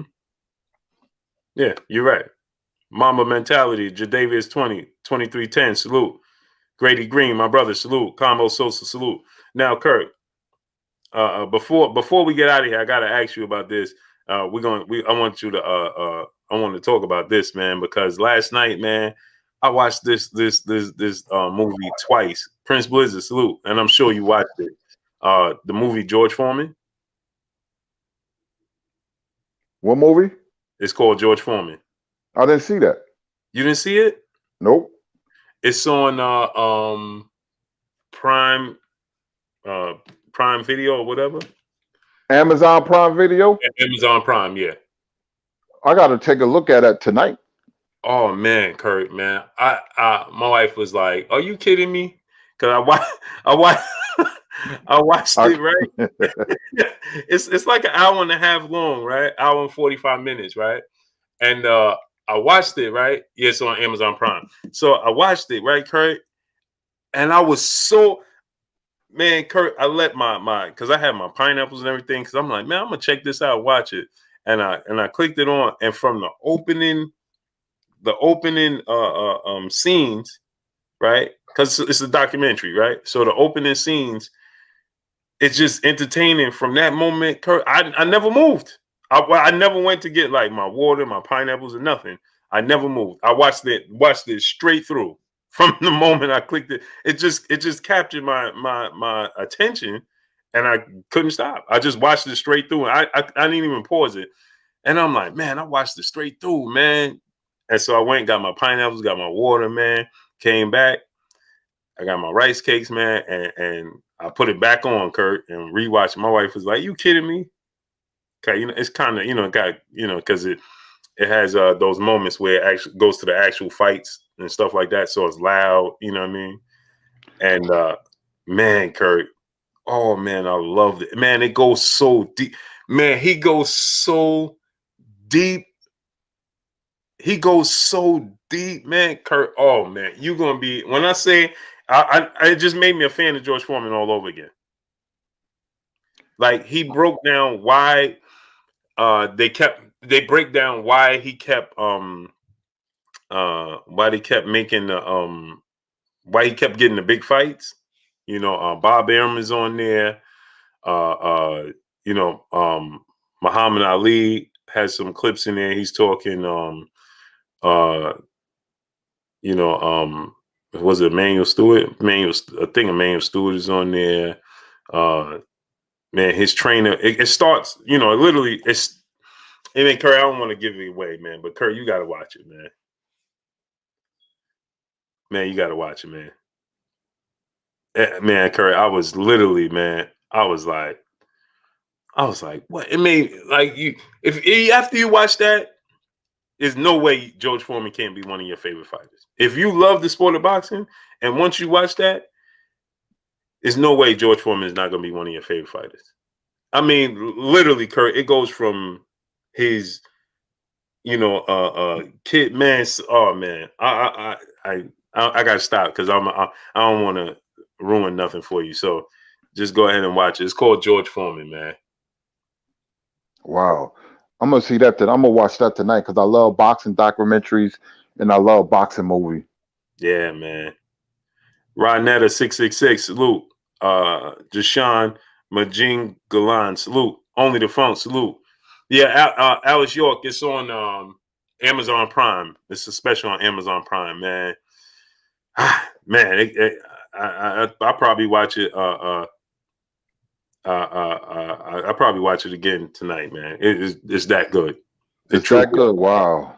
Because it just it's stuff we already know, but for him, he just goes a little bit deeper in his mindset of why he was, how he was before. It goes through his entire career from him being a kid to him his last fight. It goes to everything it touches on everything. You learn everything about George Foreman, man. Things I'm like, wow, man, I forgot about that. Like, oh man, it's pretty good, man. Kurt, put it this way, it even gets into detail why he left HBO and everything. It gets into detail his relationship with Jim Lampe and Larry Merchant. That's how deep it gets. Well, I gotta check that out, man. Yeah, it gets deep. Like it shows, like him and Larry Merchant did. Yeah, it gets deep, Kurt. It gets deep, man. I'm literally because it's like an hour and a half. It's like an hour and a half, hour and 30 minutes. It's not long at all. But man, is it? Yeah, it's called Prime Video, Amazon Prime. And I'm gonna tell you the name right now. I'm looking at it right now. Man, it's just George Foreman. Yeah, it's just called George Foreman. Oh, I gotta check that out. Yeah, Kurt, check it out, man. You're gonna love it. Believe you me, you're gonna be like, man, thank you. Just us fans of boxing, can't go wrong with that. I love documentaries anyway, no matter what it is or who it is. And when you have boxing documentaries, forget it. I'm in love. Yeah. Trust me. And he break. Oh man, it's so much I want to say, but I don't want to ruin it for nobody. I don't want to ruin it for you, Kurt. It's just, man, I loved it, man. I loved it, man. I loved it. Bunny BA, my brother Suche, said Blue and Kurt, are y'all watching for AB on the 20th? Oh, for sure. Absolutely. Oh, for sure. Hey, they got the Wallin and Brazil fight on undercard, right? Yeah, out of Valina, Dominic Brazil. Yep, the co-main event. Then what's the name was supposed to be on there, and I'm hearing conflicted that he will be, he won't be. I don't know what's going on with what's his name, Robert Easter Jr. I have no clue, man. Donald now 65-year-old G Grant, triple OG. What's good? Yeah, man. Smash that like button, man. Get the likes up, man. So let's get into these topics, Kurt. I know we got off a little bit, but I had to before I forget, man. I had to tell you about that. I meant last night. I was gonna text it to you. I was like, man, because it was like 2 a.m. I was like, man, I was getting ready to text you like, Kurt, go check this out. But I was like, I'll wait till tomorrow and tell you, man. Yeah, man. It's called George Foreman, man. It's good, man. Devontae Piggott, salute my brother in Super Chat. Hey, Blue, you spot on about that movie. I watched it with my granddad. He was a pro back. He was a pro back in the day. He was hype about it, and it was good. Yeah, I told you. I'm telling you, Kurt, man. It's like, man.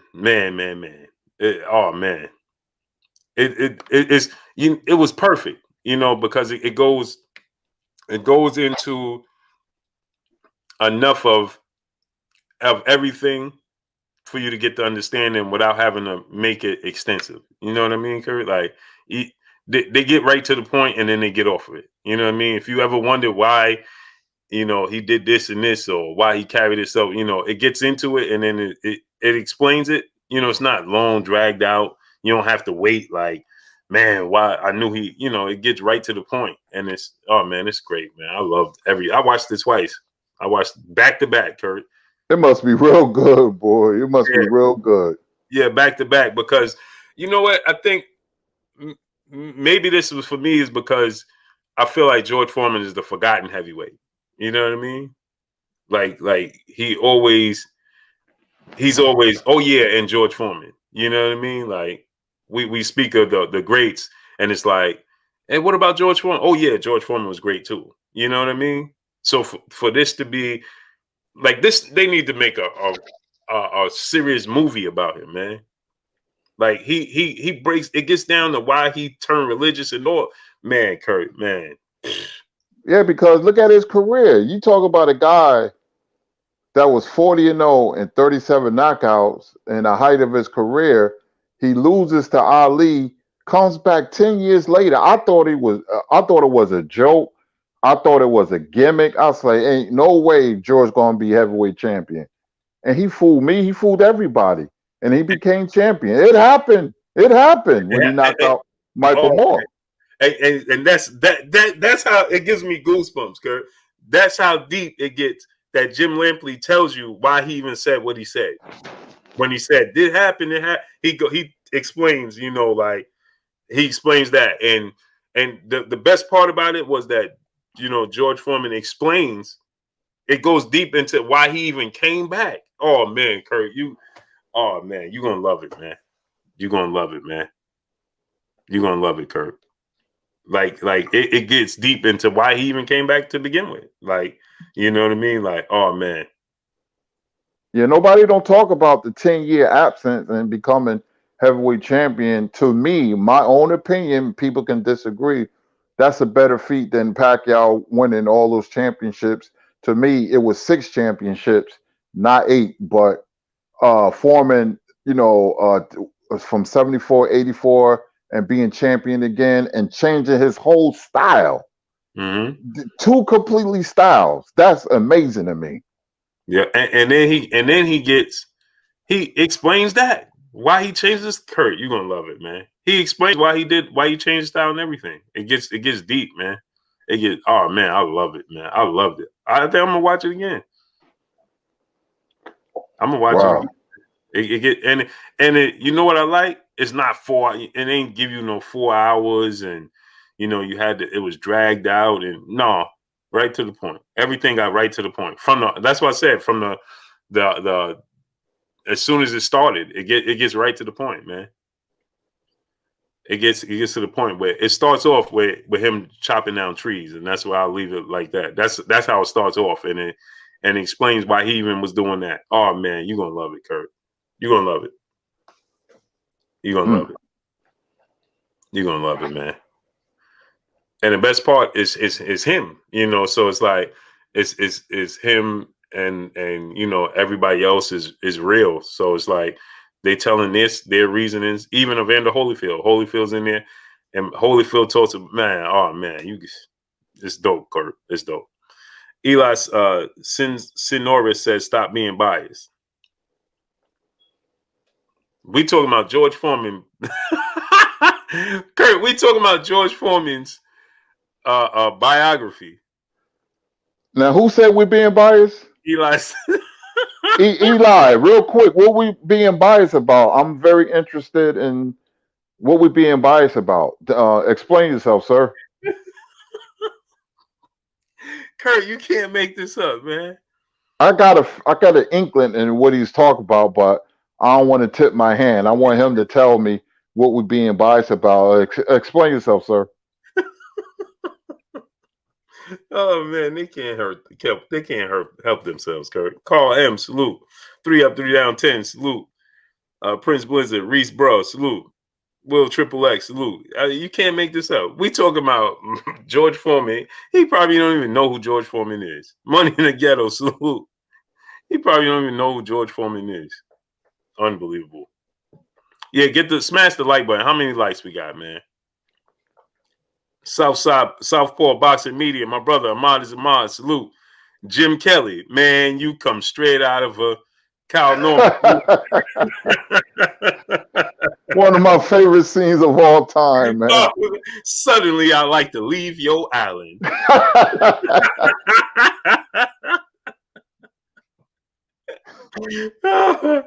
Oh man, life, love, peace, and blessings, Queen. Dogcat 718, salute, King. Mr. Williams, that will not be possible. Suddenly, I like to leave your island. Boy, Mr. Hand, man, you come straight off a comic book. Why you call him Mr. Hand, man? Hey, little tidbit about that movie, Blue. He wasn't the one that's supposed to have died. It was supposed to have been John Saxon. I know. Jim Kelly was cool, man. I think I'm gonna watch Black Belt Jones too. Oh man, I love it, man. And he was nice too. Oh man, Jim Kelly. Salute, man. They can't help themselves, man. They can't help themselves. Hey man, stop being biased. We're talking about George Foreman. Oh, you can't make this stuff up. All right, Kurt. I want to ask the chat something real quick, and I want them to be brutally honest. This is for each and every one of you in the chat, and I want you to be honest. Do you think we are biased? Do you think we run a biased campaign on this platform? Right. Yeah, 100% honest, man. Please, I want to see it. I just, because like I said, I try to be, and we try to be. I look at boxing objectively because they say we favor certain fighters, and one of the fighters is Charlo. Well, I ripped Charlo's to shred yesterday. I ripped him to shreds, right? Because he didn't do right. Right. And like I said, I don't romanticize any fighter. If he has my same skin complexion, I don't care. I don't care if he's wearing my favorite suit or my favorite shoes. I don't care because no fighter is above criticism. Kurt, they just make this. They make this stuff up. Like they make it up to fit their narrative. They have to. That's why, because like you can't be like, come on, man. We're just calling it what it is. That's it. Like people make up, oh man, Blue. Kurt, I go on people's Instagram and stuff. Oh, look at Blue. Yeah, he don't like Terrence Crawford. When I ever said I don't like Terrence Crawford? I never said that ever. When did I say he wasn't good? I had people on a certain platform, Kurt, talking about, I said Terrence Crawford was not a good boxer. They used other words, I'm paraphrasing, and had the worst resume in boxing. Never said that ever. A good boxer, they use. Wow. I never said that ever. But this is where I don't understand where they come up with this. They just make up stuff. So let's get into the meat and potatoes of this, Kurt. Joshua White, my brother in the super chat, said Amazon Prime was underrated documentaries. The Sam Cooke one is a good too if you like music. Oh yeah, I watched that too. I watched that after I watched One Day in Miami.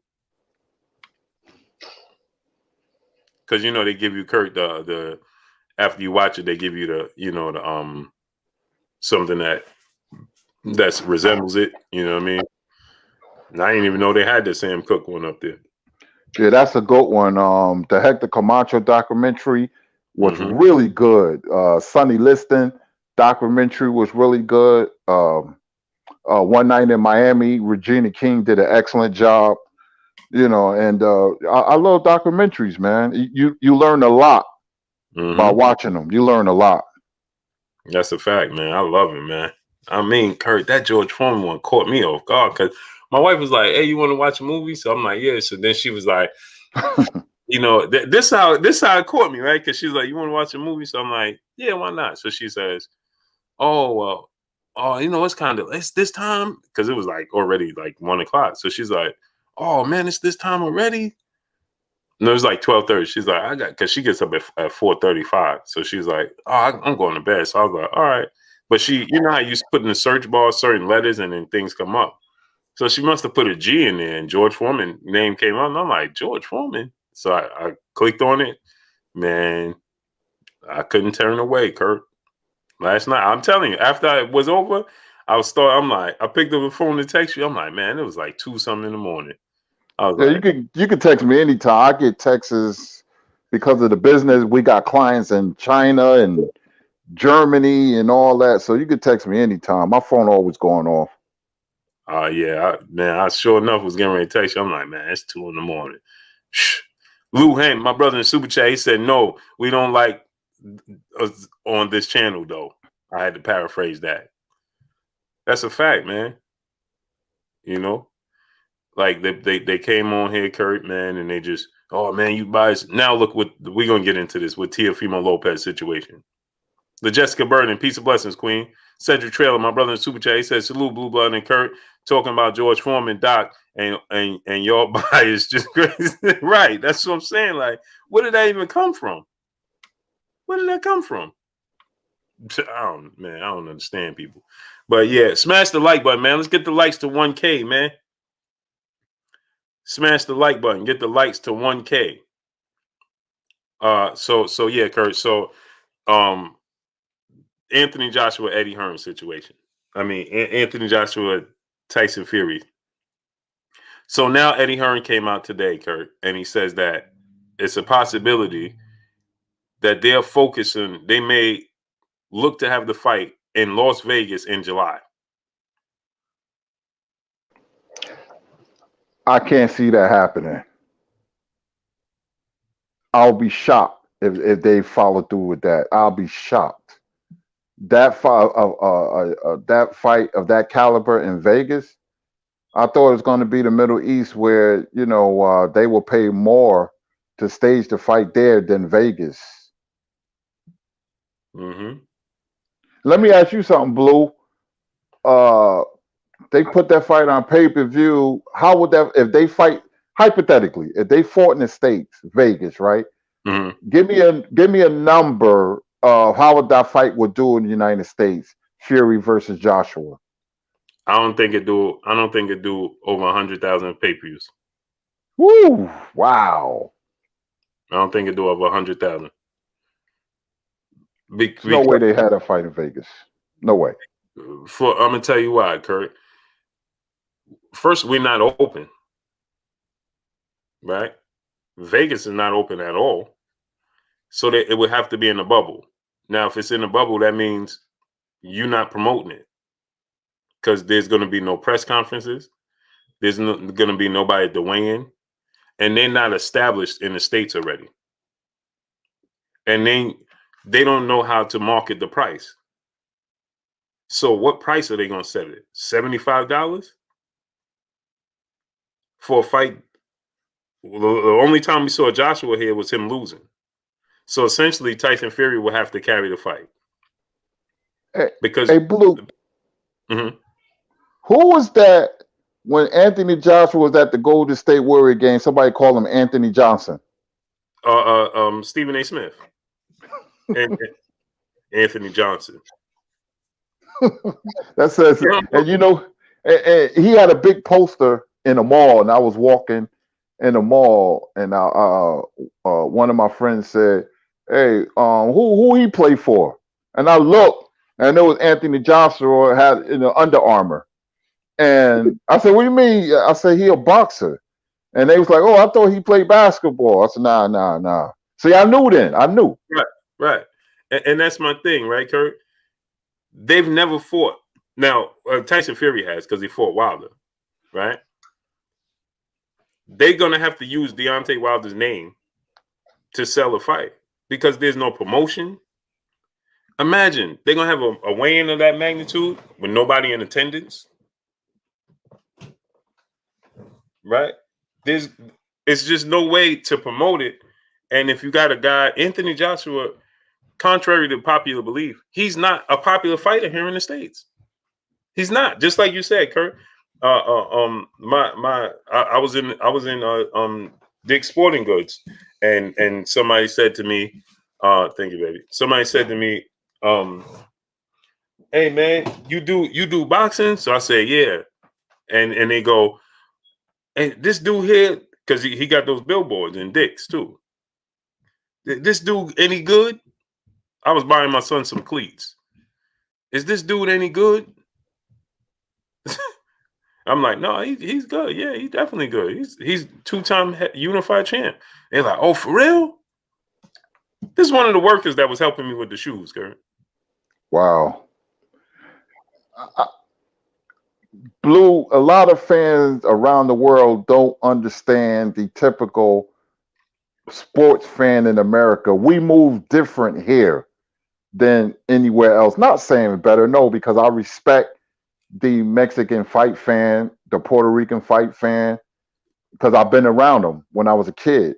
And I respect the UK. I really do. I really love all the fan bases. And the Canadian and the Polish fan bases are very underrated because I live 2 blocks away from the Prudential Center. And when Adamak used to fight, nice guy, by the way, he brung out the crowd. Mm-hmm. They was there. And, when Tomas Adamak fought there, at the Prudential Center. But the American fight fan, black or white, they move differently because if you don't have that big personality, then there's no gray area. They either everybody's gonna know you or nobody's gonna know you. There's no gray area. And I always said, you made it when little kids know who you are and women know the names of the fighter. That's when you made it. Yep. And that's my thing, Kurt. Salute to Big Nick 32 in the super chat. He said, hey, Blue and Kurt. He said, did Big George lose the belt or did he get stripped? You told me after he beat Michael Moore, he lost it to Shannon Briggs. The Shannon Briggs. Right, Kurt? He did lose to Briggs. Yeah, he lost. I believe so. Yeah, it was the Briggs. Yeah, he lost it to Shannon Briggs. It was a close fight, and some people thought he won the fight. I thought Axel Schultz beat George Foreman. That was the worst decision I ever seen in my life. That dude could fight, that German dude, man. Axel Schultz, he beat Foreman from pillar to post, and they gave it to Foreman. Yeah, man, Kurt. Oh, man, you're going to love it, man. Cedric Trailer in the super chat once again. He said, did y'all see the article where Bob tells Hearn to stop talking about the fight?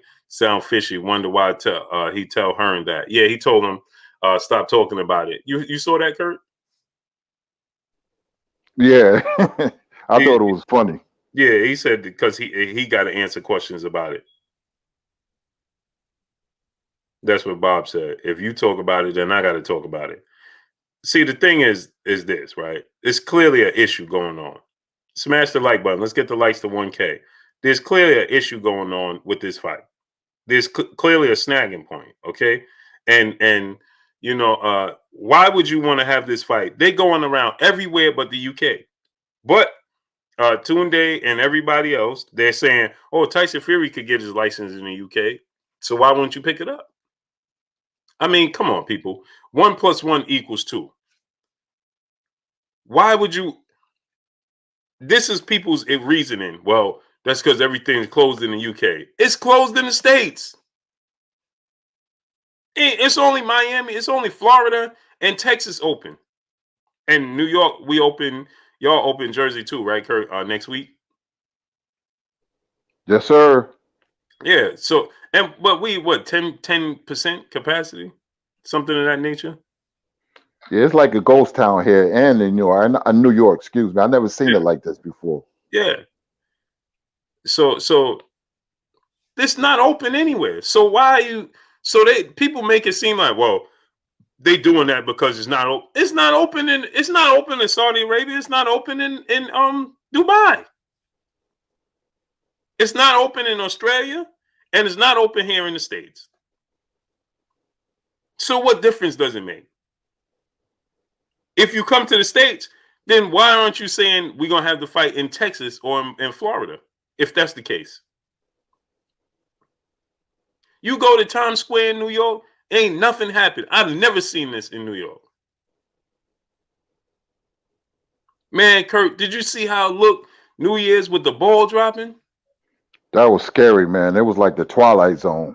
Yeah, like I don't even know the reason I'm showing that. Like it's nothing happening. So what's the point in coming to the States?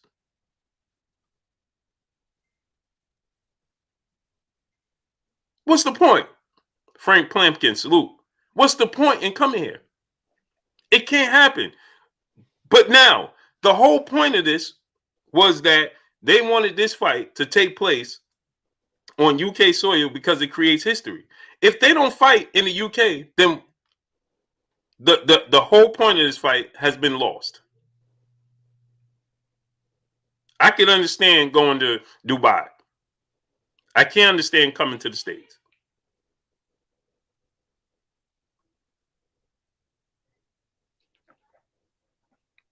I don't see that happening.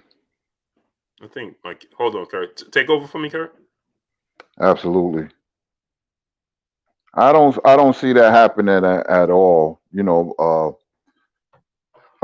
And that it's a fight that I'm really looking forward to. I'm really looking forward to Fury and Joshua. I think that's a great fight. For some reason, that fight has a lot of sauce on that chip.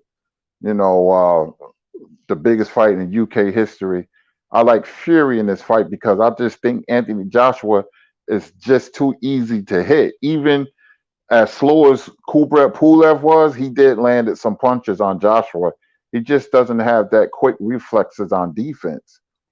So I don't see him beating Fury, especially if Fury gets aggressive, which I think he would. Him being with Sugar Hill, why should he back up or fight, on the back foot where he has the size and the strength to go at you? I don't think any heavyweight could deal with Fury if he's coming forward. And I like Fury to beat Joshua. I'm saying late round knockout. So I'm giving my prediction now. I think Fury might wear him down. And you can hit Joshua with anything, especially with the right hand. And I think that is going to happen. So fights like that and Taylor and Ramirez. Now I feel good about that fight because that fight is going to happen. It's just the date, May 15th or May 22nd. I will be waiting with bated breath for that one. I think that's a true 50-50 fight in El Gallo, Estrada versus Chocolatito, I believe March 13th on the zone. That's another good fight. The rematch. I like Estrada in that fight. I think it's going to go back and forth until the late rounds, and I think Estrada is going to have the edge, and I think Estrada is going to beat him. So they are good fights, and I haven't heard anything with Neary and Figueroa. That's another really good fight. So there's fights to look forward to, and I got a feeling Crawford and Porter is going to get made. I keep having that feeling. I think it's going to get made, and it will be a terrific fight. And with you guys' suspense, now Keith Thurman is hollering that he wants you guys, and you guys thinking about fighting Thurman now. So we'll see how that plays out. But I would like to see Spence and Ugas fight. So if Spence win, then he can get another title from Ugas. But they got to fight first. So so there's some fights, and I believe the Joe Smith Jr. fight is canceled because his opponent came down with COVID-19. So Richard Comey and Jackson Marinez will be the main event. So we have boxing. We have boxing in the afternoon, and plus we got a couple of cards tomorrow night, 8 o'clock, Jojo Diaz, and then 10 o'clock we have Comey and Jackson Marinez. Mm-hmm. Smash that like button, people. Let's get the likes to 1K. How many likes we got? Smash that like button. So yeah, Kurt, that was the case with that, which I didn't understand. But now let's get to this Teofimo Lopez situation. Did you see what's going on with this situation? Yeah, I heard he's only getting 1.2 million. If I'm right, I'm close. 1.25. Wow, he he thinks he's a steak and he getting a hamburger or hot. Well, I should say hot dog money. I like Teofimo. I really, really do. He's a breath of fresh air. But by him beating Lomachenko, Blue and Chat, he's really turned into something different. I didn't see this coming. Diva like status, and why don't he fight Haney for 4 or 5 million instead of fighting Kambosos? Mm-hmm. I think he don't feel comfortable fighting Haney because I'm gonna tell you why. He's not going to have the athleticism advantage that he will have over a number of fighters. See, everything would change with Haney. See, Lomachenko wasn't as athletic as we thought because and Lomachenko is not that type of fighter. Lomachenko is a system fighter. When he slides to the right, he has the angles, but give credit to Teofimo's father for breaking him down because every time Lomachenko slid to the right, Teofimo slid to the right. He took away the angle. And that's why I never seen a superstar fighter look that bad for the first 7 rounds. With that being said, Blue, with Devin Haney, everything changes. Devin Haney has the athleticism to offset Teofimo and frustrate him. And that's what I was telling Bill Haney, his father, yesterday. So everything changes, but he doesn't like the Haney matchup for some reason. Mm-hmm. And well, the reason I just gave, but so he's fighting Kambosos for 1.2 million, and when that fight supposed to take place? June? Yeah, but listen to the logistics though about it though, Kurt. The whole thing is this. They asked Bob Arum, they petitioned Bob Arum, Top Rank in ESPN, to stage the Kambosos fight.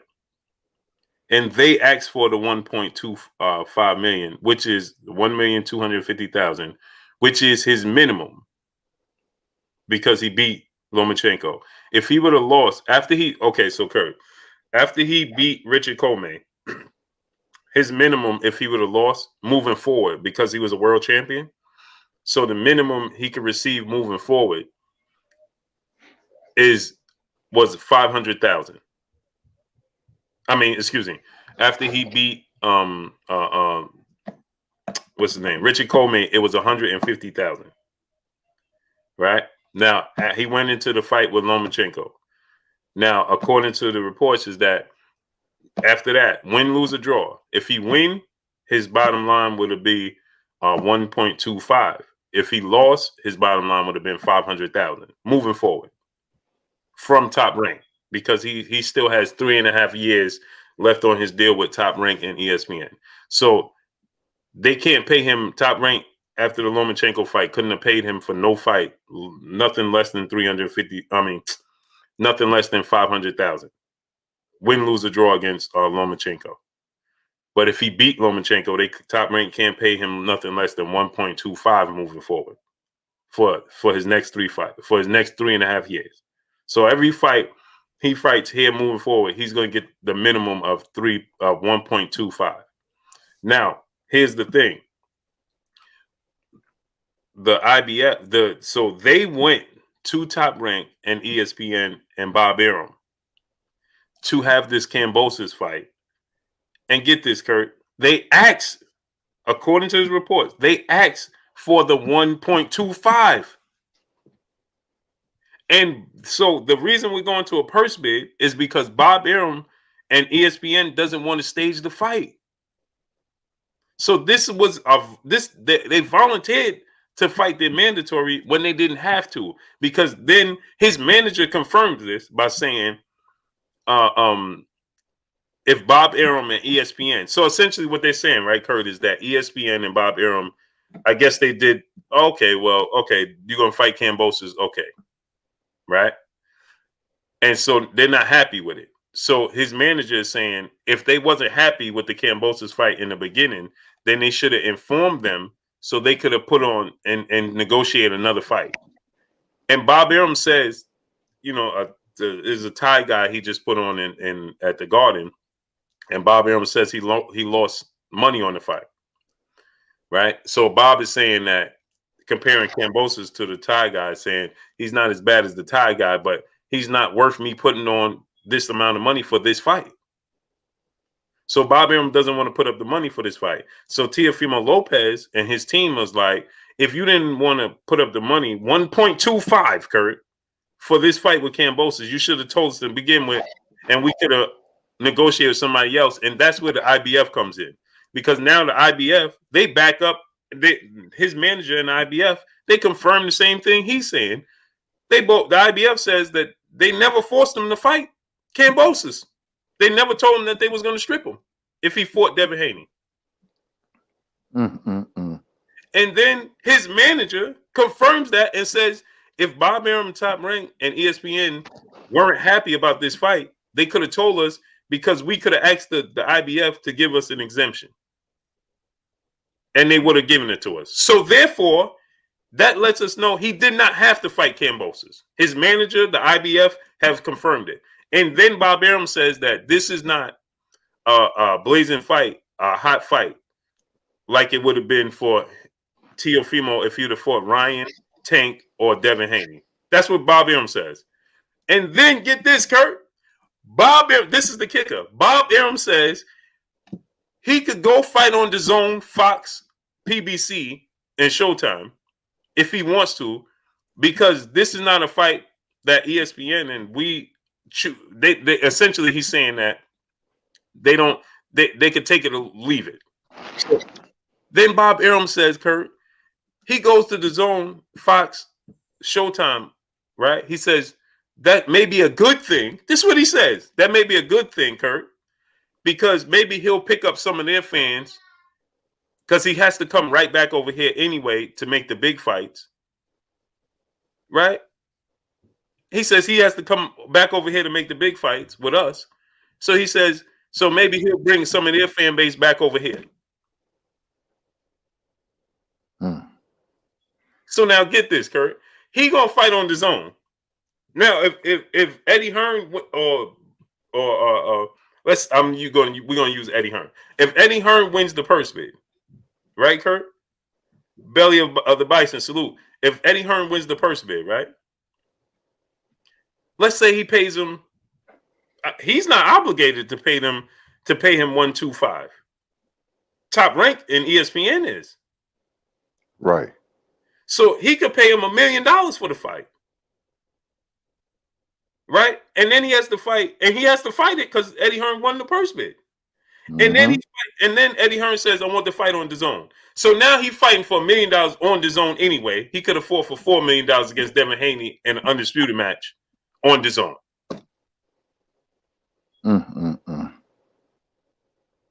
So this clearly lets us know they the ones that had no interest in making a fight with Devin Haney. He chose this route. He didn't have to go this route. That's unbelievable, Kurt. You have a bad concoction going on here. You have a very old school promoter that's in the mix, and you have a new school fighter who thinks he's a diva. And that combination, if don't working together, it's not going to work. And I said yesterday that Teofimo's going to leave because, see, Bob is not playing games with these young guys. And I don't think these young guys know that that Bob is playing hardball, what kind of ball he can play. And Bob don't believe in none of his fighters. He don't believe in Crawford. He don't believe in Teofimo. He don't believe in anybody. He don't believe in none of them. Because Bob been around the block many times and he see it as a change in the landscape. I'm not going to make money off these guys. So his attitude is, why should I put up money and lose? These guys is not going to turn a profit. So expect Teofimo. I don't know the litigations of his contract, but when his contract is up, I think Teo is out of there. But check it though, Kurt. His contract ain't up for another 3.5 years. Oh, oh, Oh, wow. I'm gonna let me read it to you, Kurt, because I got the Ooh. I got the paperwork, Kurt. So now listen to this. It says, while there's no deal with Kambosos, promoter Lou DiBella, Lou DiBella and Top Rank, they don't have an agreement, right? For the Kambosos fight. And Kambosos doesn't have a deal. So while there's no contract for Kambosos, now listen to this wording, Kurt. There's also no agreement with Lopez's manager, I'm not going to say his name, who couldn't reach terms with Top Rank on their offer. Teofimo Lopez and his team of 1.25 million, the contracted minimum for the matchup with Kambosos, the undefeated fighter from Australia who earned his title shot by defeating Lee Selby in October. And now the possibility looms that a competing entity like Eddie Hearn's Matchroom Boxing or Al Heyman's PBC could swoop in, buy the rights to the fight, poaching away one of Bob Arum's top stars for his first championship defense following an eye-opening performance against Lomachenko. Top Rank, Bob Arum has made it clear that Top Rank has an $84 million budget a year for boxing from ESPN. Right? Now, get this, right? Let me get to the part where he says Teofimo Lopez is still under contract for 3 more years.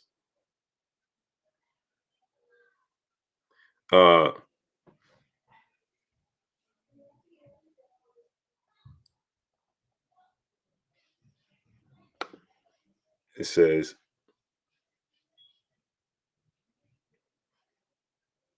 hold on, Curry, I'm going to get to it.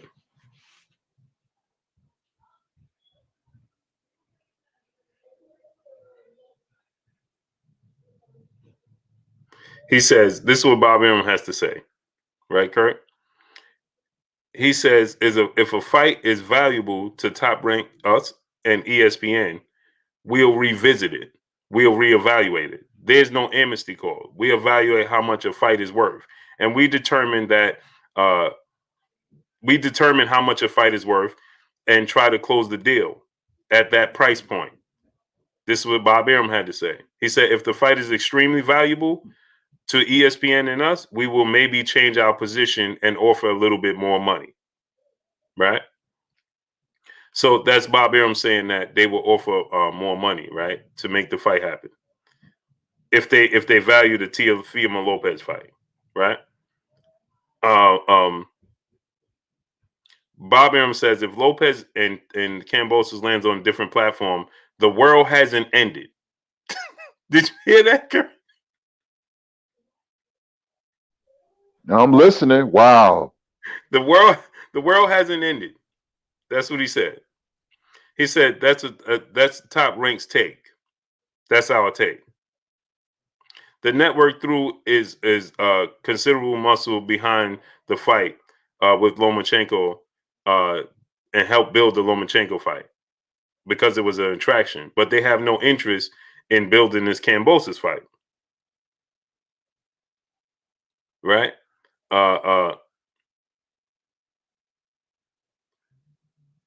Let me see. I guess different things. So with the game client more.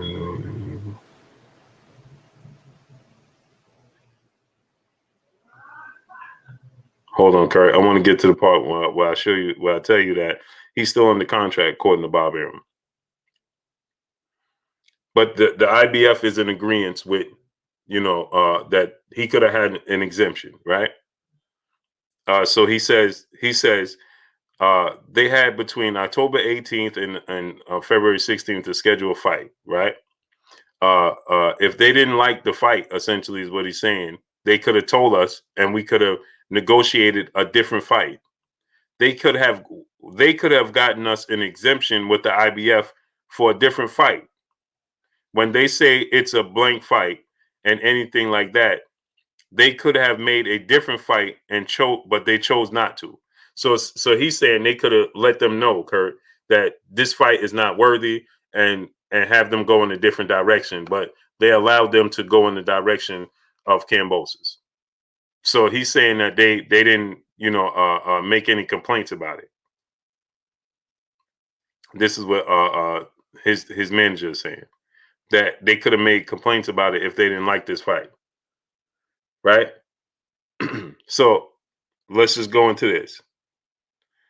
It says, last September, Top Rank staged a fight between unified champion Josh Taylor and Thailand's Ampinon Kongsong, a bout that ended in a first-round knockout. Aaron feels that fight didn't do what it was supposed to do. It was a mandatory title fight, and a flop clearly played a part in these negotiations. Bob Arum says Kambosos is not that guy. He says, but that guy was a complete not good fighter. I'm paraphrasing. He's pretty decent fighter. Kambosos is, right?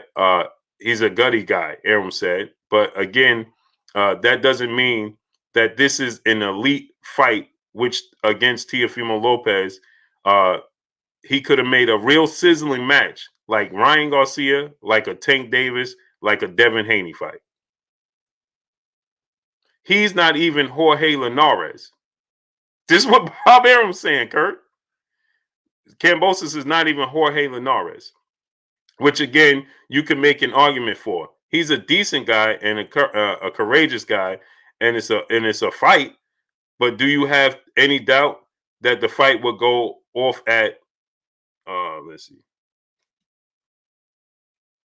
at a big price if someone buys that fight? He says, listen to this, Kurt.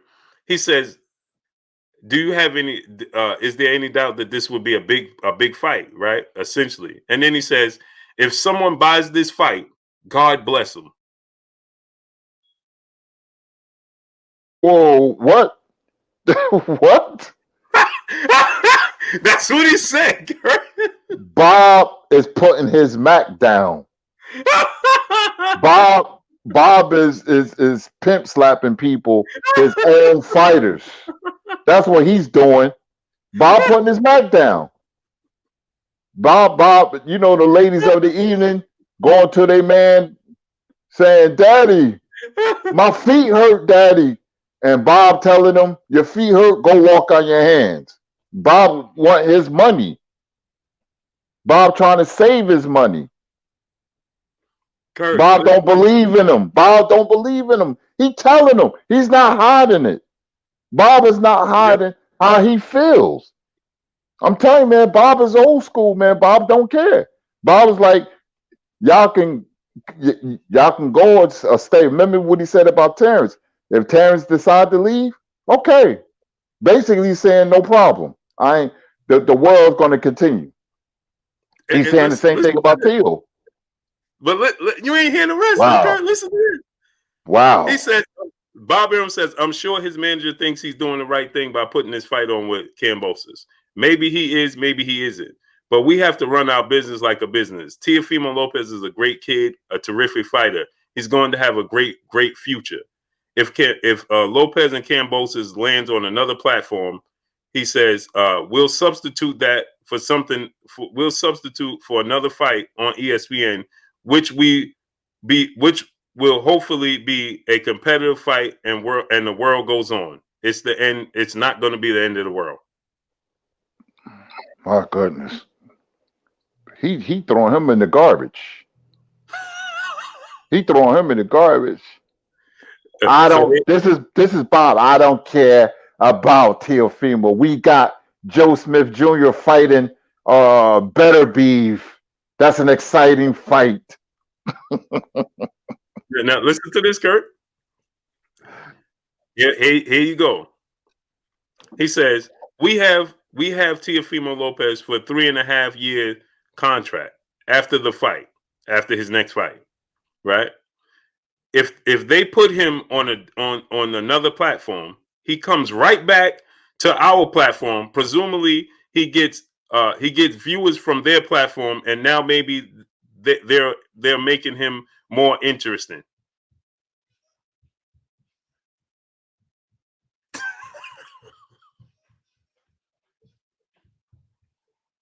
You heard that, Kurt? Boy, Bob is really showing you. Bob putting his Mac down. Bob don't care. Mm-mm. Bob is telling Teal that you may think you this and that, but I don't. Basically. There you have it. Dr. Pablo Slab, my brother, salute in the super chat. The big point is Teofimo wants to reign as champ for a little while. He'd rather vacate and move up before he fights it to lose his belts in the ring. He's acting like after we supported him. Yeah, I had to paraphrase a few words, but yeah. So now you have it. So when people say, "Oh, he had to fight Kambosos because the IBF was going to take the belt," nope. Bob Arum and his manager made it abundantly clear that he chose this fight with George Kambosos Jr. And if you listen to Teofimo Lopez Sr., his father, trainer, manager, he said that they were going. He told Bill Haney when Bill Haney said, "I'll give you $4 million to fight Devin Haney on the zone." He said, "Yeah, we'll take $4 million." Then he said, "But you got to understand, if we could get $10 million to fight Kambosos, we're gonna go that route." Well, you asking Bob to give you $1,250,000 to fight Kambosos. Why you? But when it came to Haney, they said you got to give us $10 million. Why are you not telling Bob? Don't care either which way. So why you didn't just go to Bob and say we want $5 million for Kambosos? Why did you go to him and ask for the minimum? That I don't understand that, Kurt. Me neither. You went to him and asked him for the minimum? That don't add up. Why would you ask Bob for the minimum? And then he ain't even want to negotiate the minimum for Kambosos. But you said you was going to get $10 million for Kambosos. He's overvaluing his brand. He's not nearly as popular and worth as much as he thought. He thought Lomachenko, what he thought, he sounded like he wants to be on a level of Floyd Mayweather or something. Yeah. I don't get it. Me neither. I don't get that. Bob putting his Mac down. I'm gonna get Bob a gold cane and a wide brim hat. And my thing is this, right, Kurt? Clearly, Bob wouldn't have mind you fighting Devin Haney. And neither would the IBF.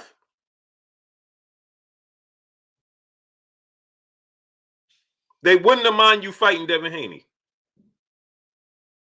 And Devin Haney, and then it would have worked in your favor.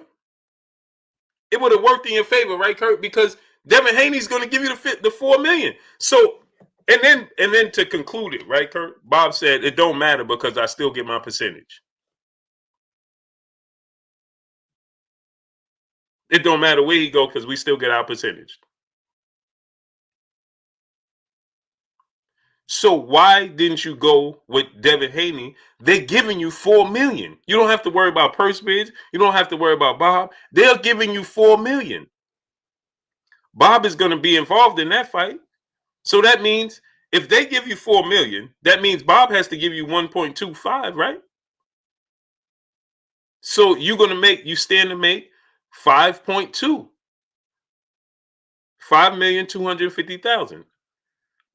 I mean, 5,250,000, right? You see what I'm saying, Kurt? Because you would have got the $4 million from Devin Haney and the 1.25 that Top Rank has to guarantee you.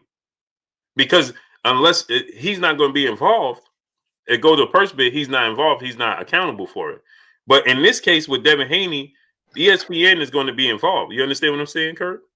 Mm-hmm. Top Rank is not going to let that fight go. So that means they're going to have to give him the 1.25. And then that means that Devin Haney and Bill Haney is going to give him 4. So he stood to make $5,250,000. You see what's going on here, Blue? Teal and his father or his team, whoever around him, I'm gonna say his father, They thinking that they was smart and they wasn't as smart as they thought. They lost the they thought they was thinking this. We lose the battle, win the war. Well, they lost the battle and they losing the war because Bob is not playing and the Haney fight was there to be made and they let it go by the wayside. And not only they're wrong on so many levels. I'm just taking this all in and I'm like shaking my head and I'm like, man, he played himself. Mm-hmm. He's his own worst enemy. He played himself. I don't understand that, Kurt. But you told the world that you had to fight Kambosos because the IBF was going to take the belt from you. Now the IBF is like, no, we wasn't. That's what I was thinking. Now the IBF is like, Kurt, no, we wasn't. My goodness, Teal. My goodness. What are you doing, man?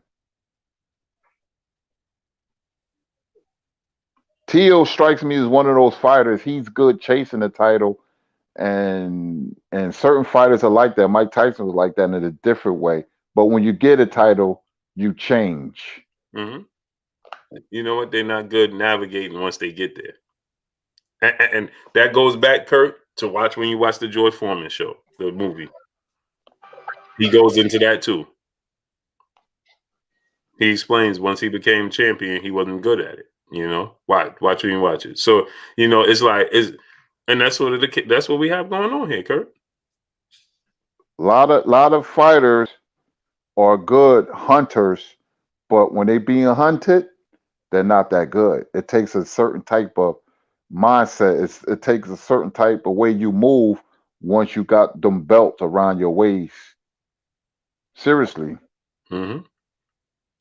Icebud, no, I'm not gonna watch it, man. I might, and I might not. I don't know. There's boxing on tomorrow, so UFC, Usman versus Gilbert Burns. Too much boxing on tomorrow, man.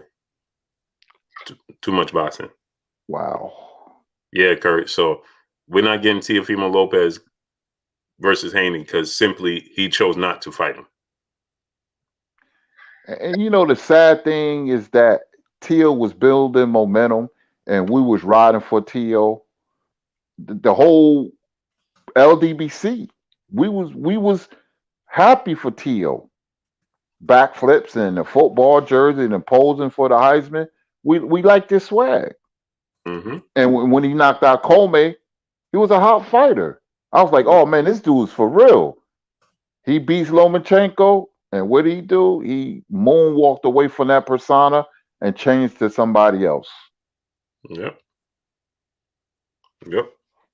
No ifs, ands, or buts about it, Kurt. He gave up all the momentum. He gave up all his momentum. All of it. Smash that like button, people. How many likes we got? He gave up all his momentum, Kurt. And see, this is what I was saying before. And I know when I'm right about something, I like to see fighters fight good competition back to back. Don't fight a good guy and then fight two or three people you can beat. Could you imagine if he would have beat Haney after and he would have beat Haney? That means he would have beat Lomachenko and then Haney. Mm-hmm. I'm like, yo, you got to start talking pound for pound now. Mm-hmm. Yep. He would have beaten Nakatani, then he would have beaten Richard Comey, Lomachenko, then Devin Haney. Oof, he would have been the man. Can't say nothing then. Can't say nothing. But instead, he opts to, I have to fight Kambosos. And now you don't. You didn't have to fight him.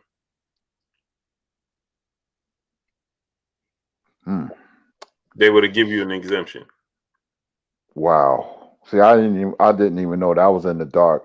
I'm thinking, okay, he get a pass for fighting Kambosos because they're going to strip him. But with all this, you telling me all this, I'm like, look at this. Mm-hmm. As much as I want to stay away from the politics and all that, I think I'm gonna dive back in it so I can get abreast on top of things. I just want to see the fights, but unfortunately, the politics and the flim flam scam, I call it, is a part of boxing, and I'm gonna start paying closer attention to it because I was in the dark. Mm-hmm. Yeah, Kurt. And it's to me, it's like it's pointless, Kurt. That's my thing. Like, I mean, listen, man, fight the fights you want, or don't talk about it. You saying like, oh, I'll beat Devin Haney. He ain't fight nobody. Fight him. Who did he went as far as to say George Kambosos Jr. earned it more than Devin Haney? Really? Really? Ryan Taylor, salute my brother in the super chat. He says, salute, Blue. Don't want to hear anything else about Haney's resume. Tank won't say his name. Lomachenko ducked him. Tio is full of it. And Ryan is mandatory and clearly going in a different route. Yeah, how's Ryan and Fortuna fighting each other? Like, what are we doing here? All those guys you mentioned, Blue, and I said it.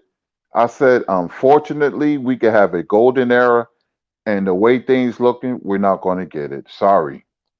Right. Ryan Garcia, Tank, all of them fighting each other like a mini tournament. We can have a golden era, but there's going to be excuses and people's going to move out the division, money, everything. We're not going to get it. We're not going to get it. We'll be lucky if we get 2 of those fights. Mm-hmm.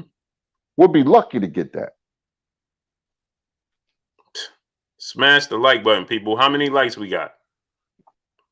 How many likes we got, people? How many likes we got, people? Smash the like button. Yeah, Kurt, you know, that's the thing. We just, you know, and now Bob Arum was talking about Nakatani versus Lomachenko. 771 likes.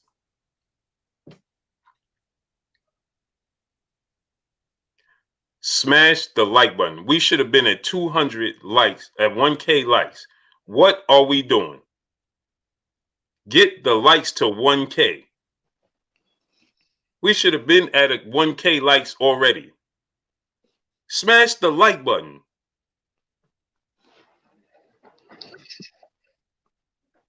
Get the likes to 1K, man. How are we at 700 likes an hour ago? It's free. But what you think about Nakatani and Lomachenko, Kurt? I like that matchup. I really do. Nakatani he has momentum. He's looking good. To come off the upset victory over Verdejo, and Lomachenko trying to find his way back after a tough defeat. I like that matchup. I don't mind that matchup at all. It's a good matchup. Mm-hmm. I like that. I like that. I like that fight. I think Lomachenko gonna win. I think he not gonna make the mistakes Felix Verdejo made. He won't make those mistakes, and he'll capitalize. I don't know if he'll hurt him or knock him out, but I think he'll frustrate him. Yeah, me too. I think he's gonna win, but I don't mind seeing Lomachenko and Teal, but Teal for some reason is not going to give him a rematch because I think it's going to be a totally different fight. If they fight Lomachenko, only way of winning is selling out, and I didn't like how Teal looked when Lomachenko got aggressive late in the fight. It's like he didn't see the shots coming or something, Mm-hmm. you know. And Lomachenko will fight him like that from the first round. Yep, he gonna pressure him. Fifth Ward Mogul, he said, Blue, watching that Foreman movie right now. Yeah, man, you gonna love it, man. If you love boxing, man, you gonna love it, man. You love boxing, you gonna love it, man. You gonna love it. Yes, smash the like button.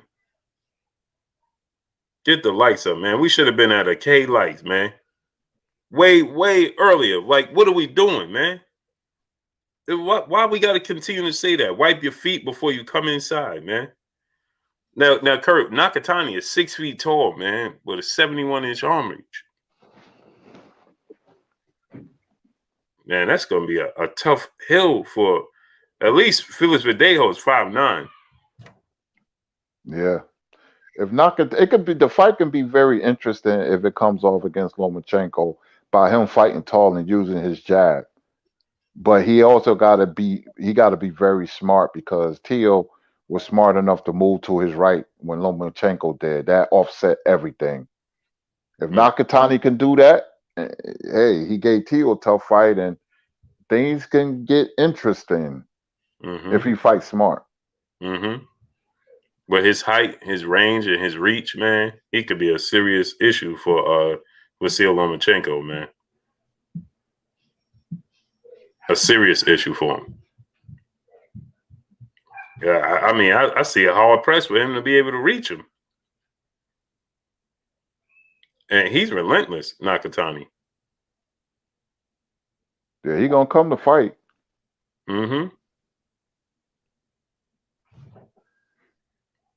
He's relentless, that dude, man. He comes to fight, man. So, you know, I mean, he's just not as skilled or quick or athletic as Lomachenko, obviously. But he comes to fight, man. He comes to fight. But yeah, Kurt, let's get out of here, man. Yes, indeed, Blue. Yes, indeed. Oh man, it's been a good week of boxing, man. And oh man, I'm hyped because we got boxing. Seems like boxing been away for 6 months. That's just me. And we got some fights in the afternoon, and we got 2 cards. One at 8, one at 10, DAZN and ESPN Plus, man. And we got Warrington tomorrow, 2:00 on DAZN. So I'll be watching, and I'm quite sure you will too, Chad. Thank you for all the super chats, and thank you for your patience. And Blue, good show. Kurt Sugar, Curtis Anderson, aka Kurt Sugar, man, and watch some boxing this weekend and just chill. And I'm gonna get ready to watch the George Foreman movie. Usually Friday nights is house music night, but I'm gonna watch the George Foreman movie first and just relax, man. So everybody have a safe weekend. Yeah, man, you're gonna love that movie, man. Y'all already know what it is. It's your boy Blue, Blue Bud Sports TV. Hate, like, comment, and subscribe. You haven't subscribed, hit the subscribe button, hit the like button, hit the bell icon to get all the new notification. Follow me on Instagram at Blue Bud Sports TV, all one word. Y'all already know what it is. Shout out to the entire LDBC. Shout out to New Media. Shout out to Black Media Row. Make sure you like and share the videos. That's all we got for y'all. Peace. Peace. Salute my brother Taylor Bell in the super chat. He said, I don't pay for cable. I do pay for Blue and Kurt. Salute to you, great brother. I appreciate you 1,000% coming through and show love, man.